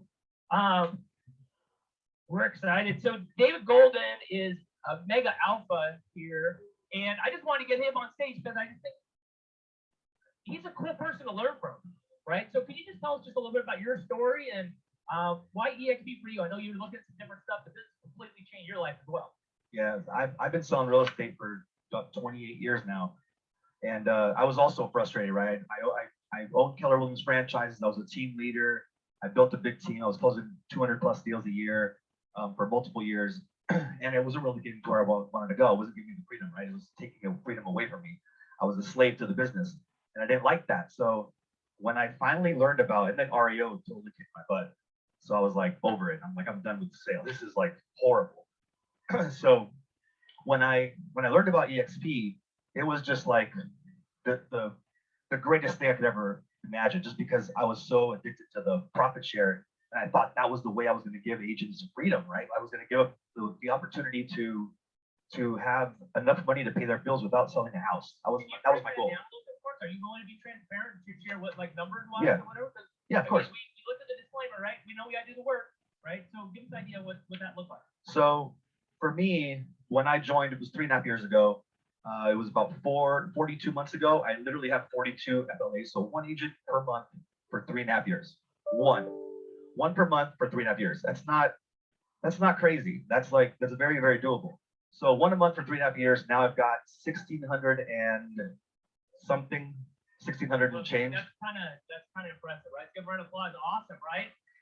Wow. So where's that come out? Like, how does that help you budget and stuff like that? So yeah, I mean, it's last month was 66,000, and 66,000. yeah, a little over that. Rev share. Live here, just in case, audio wise. Rev share, 66,000 and change, and How's this. that compare to profit share? I mean, I didn't even pay my $25 to renew it anymore. Wow. Yeah, I was like, I'm done. I don't even. It's a waste of time.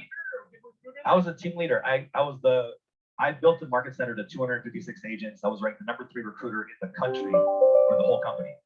Like #3 in the whole company. I had recruited 122 agents in 1 year, and I was a double black belt team leader, which is the highest award you can get. What was your best year? Do you mind sharing? Like, what was your best year profit share? Joke. I mean, it was like, I don't even know. Probably my best month, I think, was like $2,000.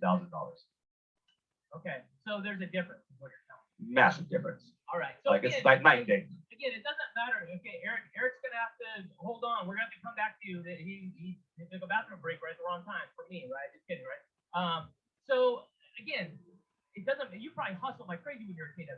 Yeah. Oh yeah. So Oh my it's God. not about like you didn't work or you did work and all of a sudden. It's just gonna be about when you're working. What's the payoff for doing the same amount of work, right? The same thing as if we go sell a $40,000 trailer versus a $500,000 house, right? Both of them take work. It's just gonna be what's the return. Yeah, I look at it as like listing. I'm listing agents now. I'm not a listing agent, I'm listing agents, right? So when I take a listing, I get paid one time. When I list an agent, I get paid thousands of times. So, and then those listings have babies, right? Tell me, It's awesome. just while I got you up there real quick, then we're gonna go to Tina Call here.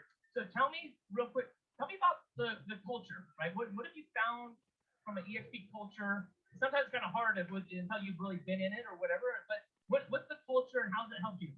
I think before it was before the culture was come and be on my team and I'll show you just enough to where you won't leave my team, right? And now the culture is come join my team and I will help you go build your own team and be even better than my team, right? Like my goal is to help. I love when you said that. My goal is to help my agents beat me, right? I get excited. Like Jason Lindstrom just joined my organization and he's been my friend, he's one of my partners at KW, and I can't wait for him to beat me. Yeah. Like I'm so excited to help him win so he can get better than me. That's the culture we've got here. Thank you Yeah. very much for coming up, man. Thank you. Awesome. All right. So again, I told you that part of this is me. This is just I appreciate you guys being here, but this day is pretty much just for me because I just get to hang out with some of my favorite people in the world here, and that's what I get excited about. So I'm excited. Tina Call is one of my absolute favorite people. Hey, everyone, say hi to Tina. All right. So we're excited. You probably can't see my screen right here, but I've got one of your older posts up on here with a bracelet that says Rev Share. And this was a long time ago. It says, just for a reminder, each day, 4 months in, and my lake house is being paid for by revenue share. The hype is real, folks. Keep helping agents grow, and rewards are tremendous. So I love Tina. She's been a great producer for a long time. Why I asked her to join us today is because she's done something pretty incredible. I'll let you kind of tell your story, but she has absolutely been able to duplicate, and that's where the money actually comes in. It's not just about trying to attract people and make you the super doer. This is about you bringing in people, giving them the tools so that they can then go out and duplicate again. So Tina, again, let's give Tina a round of applause. Thank you for joining us on here. Tell us a little bit about your story, if you would. Why you joined EXP of all companies, and where you're at. If you want to share numbers wise, like how big your organization, and then kind of walk through. We'll turn time over to you. So thank you so much for joining us. No, thanks for having me. Everybody can hear me okay. So I think we all joined DXP for different reasons, right? And so I was that person that didn't like EXP. I hated the logo. I called it a pyramid scheme. But I also was that same person that talked about Keller Williams, all the Kool-Aid drinkers. You know, I was at Remax. You got to remember, my Remax broker at the time would tell me that those KW agents, when they learn how to fill out a contract, they'll come over here and they'll fly with the Eagles. So I was like, yeah, I'm an Eagle, right? So you kind of get brainwashed into not looking at something that could potentially be life-changing. And so I ended up going from Remax to Keller Williams. I wanted to build a 7-level team. I've been in the industry 21 years. I'm a Mike Ferry taught agent, so I love one-on-one interactions. I'm a smile dial, make a smile girl. And so I went from being an average agent selling 30 homes a year to moving out of Michigan, going to North Carolina, and building my business from 0 to 100 transactions per year. And there's a feeling that an agent gets to be just money they want. They're just done. Not leverage. So the thing that the industry fails us as agents is they don't teach us how to have like just to be the leverage, right? They don't ever show us how much spirit and that for clients, because he has coaches. How Tom Spirit has thousands of clients because he has hundreds of coaches duplicating it. How Dave Lindbergh Remax has 135,000 agents that he gets residual income off of because he was an agent that started a brokerage. So I think for me, when I woke up one day hitting my head against the wall, I was in that model where I was growing a team, agents were coming, they were learning from me, loved teaching them. Then they were walking out the door saying, thank you, Tina, you're amazing, but we're gonna go do this by ourselves and make more money, which is fine, right? You want them to sell. But I woke up one day being exhausted, tired, and thinking, there's gotta be a better way. I think I'm gonna go buy trailer parks. I think I'm gonna go figure great residual up there. And that's what I was telling. Was this in Michigan or was this in North Carolina? No, this was in North Carolina. This was You were gonna 28. go buy trailer parks so you didn't have to sell real estate. Well, not that I didn't want to sell real estate, I just wanted to figure out how to make money in my sleep, right? Without the Residual. Okay, I got it. You were onto that. so I wanted the residual income, and Michelle Sayward, my sponsor, called me one day and she said, I know you're trying to build residual income. I think you need to look at EXP. And I said, Michelle, I'm never coming to that pyramid scheme company. No way. It's not for me. I didn't know any better, right? The only agents that approached me didn't approach me correctly. So she hounded me, thank God for that woman, for 2 months. And she just kept, kind of gingerly putting it in my face. Well, she caught me at a weak moment, and one night she said, Tina Call, I feel like I met Jesus Christ, invited him to dinner, and you won't even come meet the man. This is how important it is for you to watch this video. And I said, fine, I'll watch your done video. And I did, and taking my ego out of it completely and really putting my pros and cons list together, I thought, oh my God, this company has figured it out. And so then I started, like Jay was talking about, going down that watching this video and that video, and you started to see all of the great agents